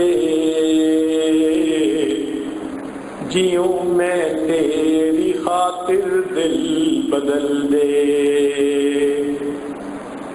یہ کیسا دل ہے سینے میں الہی، جو زندہ بھی ہے مردہ دل بدل دے،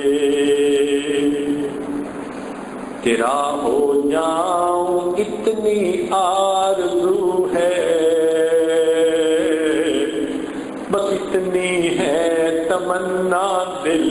بدل دے، میری فریاد سن لے میرے مولا، بنا لے اپنا بندہ دل بدل دے، گنہگاری میں کب تک عمر کاٹوں،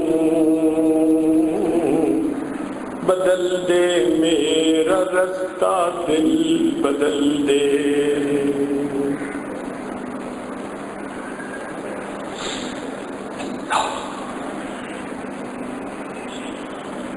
لا الہ الا اللہ محمد رسول اللہ۔ دعا کر لیجیے، سبحان ربی الوہاب، اللہم صل علی سیدنا محمد وعلی آل سیدنا محمد وبارک وسلم۔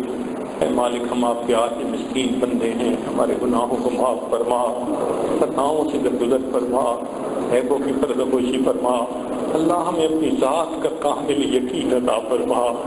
میرے مولا ہمیں شک سے محفوظ فرما، شرک سے محفوظ فرما، کفر سے محفوظ فرما، بدعات سے محفوظ فرما۔ اللہ ہمارے ایمان کی حفاظت فرما، رب کریم عزت کی حفاظت فرما۔ اے اللہ ہمیں ذلت سے محفوظ فرما، قلت سے محفوظ فرما، علت سے محفوظ فرما۔ اللہ ہمارے ساتھ درگزر کا معاملہ فرما، آنے والے وقت کو گزرے وقت سے بہتر فرما، آنے والی زندگی کو گزری ہوئی زندگی کا کفارہ بنا۔ اے کریم آقا، ہمیں نماز کی حضوری نصیب فرما، سجدے کا سرور نصیب فرما، قرآن پاک پڑھنے کا لطف نصیب فرما، رات کے آخری پہر کے مناجات کی لذت نصیب فرما، ایمان حقیقی کی حلاوت نصیب فرما۔ اے کریم آقا، ہمارے ساتھ درگزر کا معاملہ فرما۔ اللہ بے اولادوں کو نیک اولاد عطا فرما، جو صاحب اولاد ان کی اولادوں کو نیکوکار بنا، فرما بردار بنا، ماں باپ کی آنکھوں کی ٹھنڈک بنا۔ جن گھروں میں جوان بچے بچیاں موجود ہیں، ان بچوں کے مستقبل کو روشن فرما، ماں باپ کے لیے فرض ادا کرنے آسان فرما۔ اللہ جو کاروبار کی طرف سے پریشان، ان کی پریشانیوں کو دور فرما، جو گھر بار کی طرف سے پریشان، ان کی پریشانیوں کو دور فرما۔ اے کریم آقا، ہمارے ساتھ درگزر کا معاملہ فرما۔ اللہ بچہ پریشان ہوتا ہے، ماں باپ کی طرف دوڑتا ہے، بدلہ پریشان ہوتا ہے، پروردگار کی طرف لوٹتا ہے۔ اے بے قصوں کے دستگیر، اے ٹوٹے دلوں کو تسلی دینے والے، اے خالی جھولیوں کو بھر دینے والے، میرے مولا ہم نے بھی تو جھولیاں پھیلائی ہیں، اپنی رحمت سے ان کو بھرپور فرما۔ اللہ ہم نے دیکھا ہے، ماں اپنے بچے کو نجاست میں لچڑا ہوا دیکھے تو ماں اسے پھینک نہیں دیتی، چھوڑ نہیں دیتی، سمجھتی ہے یہ تو نادان ہے، بیٹا تو میرا ہی ہے، وہ بچے کو دھو لیتی ہے، سینے سے لگا لیتی ہے۔ اے کریم آقا، ہم بھی گناہوں کی نجاست میں لچڑے ہوئے ہیں، میرے مولا ہمیں اپنی نگاہوں سے گرا نہ دیجیے، اللہ ہمیں اپنے در سے دھکا نہ دے دیجیے، ہمیں نفس اور شیطان کے حوالے نہ کر دیجیے۔ اللہ زندگی میں کبھی بھی بے سہارا نہ فرما، کبھی بھی بے آسرا نہ فرما، کبھی بھی اپنے در سے دور نہ فرما۔ ایک رحمت کی نظر ہم پہ ڈال کے دھو لیجیے اور ہمیں اپنی رحمت کی چادر میں چھپا دیجیے۔ اللہ یوسف علیہ السلام نے اپنے بھائیوں کو معاف کر دیا تھا، آپ یوسف علیہ السلام سے زیادہ قریب ہیں، آپ اپنے بندوں کو معاف فرما دیجیے۔ میرے مولا ہم نے دنیا میں دیکھا ہے، ماں باپ کے دل میں جو آپ نے شفقت بچوں کی ڈال دی ہے تو وہ بچوں کی چھوٹی چھوٹی تمنائیں پوری کر کے خوش ہو جاتے ہیں۔ اللہ آپ بھی ہماری ان دعاؤں کو پورا کر کے ہمیں خوش فرما دیجیے، میرے مولا مہربانی کر دیجیے، رب کریم رحمت کا معاملہ فرما دیجیے۔ اے اللہ ہمارے ساتھ درگزر کا معاملہ فرمائیے۔ اے اللہ آپ ہی نے تو ارشاد فرمایا ہے، وَأَمَّا السَّائِلَ فَلَا تَنْهَرْ، اور سوالی کو انکار نہ کرو، جھڑکی نہ دو۔ جب ہم کمزوروں کو حکم ہے ہم سوالی کو انکار نہ کریں، اے مولا ہم بھی تو آپ کے در کے سوالی ہیں، اللہ آپ بھی انکار نہ فرمائیے، اے اللہ آپ بھی انکار نہ فرمائیے۔ اے اللہ ہم یہ بات اچھی طرح جانتے ہیں، جو آپ کے در سے خالی اٹھتا ہے وہی بدبخت ہوتا ہے، وہی شقی ہوتا ہے۔ اے اللہ آپ کے در سے خالی نہیں جانا چاہتے، رحمت فرما دیجیے۔ کریم آقا آپ کو اس وقت تک منانا ضروری ہے جب تک کہ آپ راضی نہیں ہو جاتے۔ اے اللہ راضی ہو جائیے، راضی ہو جائیے، اے کریم راضی ہو جائیے، پیارے اللہ راضی ہو جائیے، یا حنان راضی ہو جائیے، اے منان راضی ہو جائیے۔ اللہ جس طرح ایک اپاہج عیالدار سخی کے دروازے پہ جاتا ہے اور بڑی امید سے دروازہ کھٹکھٹاتا ہے، اگر یہ دروازہ کھل گیا میرے بچوں کا فاقہ ختم ہو جائے گا۔ اللہ اس عیالدار اپاہج سے ہم زیادہ محتاج ہیں اور آپ دنیا کے سخی سے زیادہ سخی ہیں۔ آج آپ کا دروازہ ہم کھٹکھٹا رہے ہیں میرے مولا، ہم جانتے ہیں یہ دروازہ کھل گیا نیک بختی آ جائے گی، نیکی دل میں آ جائے گی۔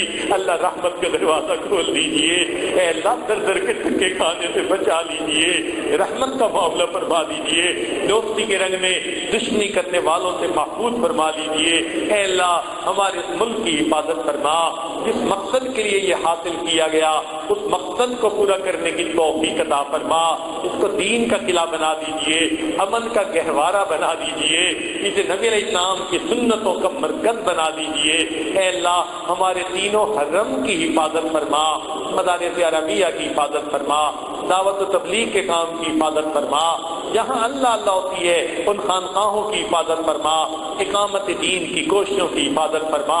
پوری دنیا میں جہاں بھی مسلمان پریشان ہیں اللہ سب کی پریشانیوں کو دور فرما۔ اے کریم آقا، ایک مرتبہ قبیلہ طے کی عورت نبی علیہ السلام کے سامنے ننگے سر آ گئی تھی تو محبوب نے اپنی چادر سے اس کے سر کو ڈھانپ دیا تھا۔ اللہ آج آپ کے محبوب کی امت اقوام عالم کے سامنے ننگے سر کھڑی ہے، اللہ امت کا سر ڈھانپ لیجیے، اللہ امت کا سر ڈھانپ لیجیے، اے میرے مولا امت کا سر ڈھانپ لیجیے، اللہ امت کا سر ڈھانپ لیجیے، مہربانی فرما دیجیے، اے اللہ رحمت کا معاملہ کر دیجیے، کریم آقا مہربانی کا معاملہ فرما دیجیے۔ اے اللہ ہم نے دنیا داروں کو دیکھا ہے اگر کسی گھر کی عورتیں چل کے آ جائیں قتل کے مقدمے معاف کر دیتے ہیں۔ مولا آپ کی بندیاں آپ کے در پر چل کر آئی بیٹھی ہیں، یہ اپنے دل کے غم کس کو سنائیں، دل کے غم کس کو کہیں، آپ دلوں کے بھید جاننے والے ہیں۔ اللہ ان کے اٹھے ہاتھوں کو قبول کر دیجیے، ان کی مرادیں پوری کر دیجیے، رب کریم نعمتوں کے ساتھ واپس لوٹا دیجیے۔ میرے مولا مہربانی کا معاملہ فرما۔ اللہ کوئی بندہ مندر سے نکل کے جہنم میں چلا جائے اس پہ کیا افسوس ہے؟ افسوس تو اس پہ ہے مسجد میں آیا پھر توبہ قبول نہ ہوئی اور مسجد سے نکال کے آپ نے اس کو جہنم میں ڈال دیا۔ میرے مولا آپ کے گھر سے نکل کے نہیں جہنم جانا چاہتے، توبہ قبول کر لیجیے، سچی توبہ کی توفیق دے دیجیے۔ اے اللہ جیسے آپ چاہتے ہیں ہمیں ویسا بننے کی توفیق عطا فرما دیجیے۔ اے اللہ جس طرح آپ خوش ہوتے ہیں ہمیں ویسا بنا دیجیے۔ اللہ ہم پر رحمت کی نظر فرمائیے۔ اے اللہ معصیت کی ذلت سے محفوظ فرما، ہمیں طاعت کی عزت نصیب فرما، ہمارے ہاتھ گناہ کے لیے اٹھنا چاہے اٹھے ہاتھوں کو واپس فرما، قدم بڑھنا چاہے بڑھتے قدموں کو واپس لوٹا، پیشانی کے بالوں سے پکڑ کر اللہ میں نیکی کرنے کی توفیق عطا فرما۔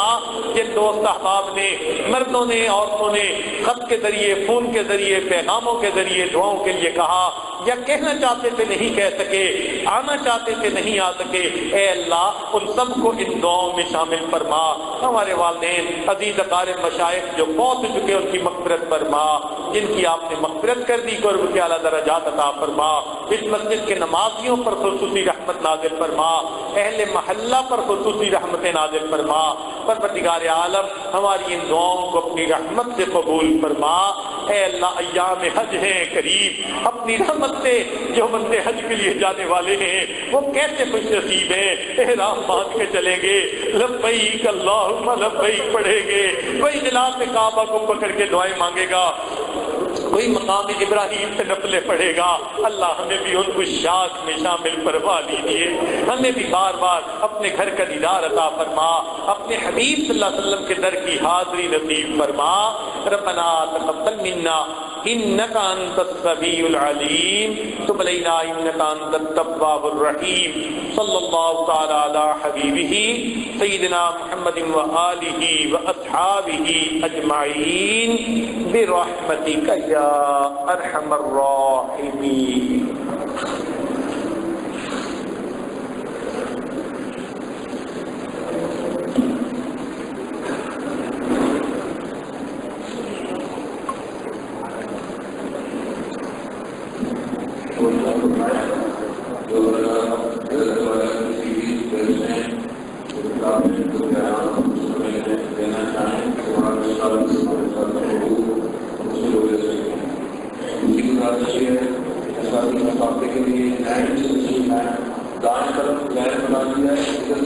کرتے ہوئے بائیں طرف لے کر دائیں طرف اس کا دھیان اور بائیں طرف نکل جائے میرے دائیں طرف جانا ہے اور بائیں طرف نکل جائے تاکہ ذہن بتا جائے ہماری وجہ سے اسی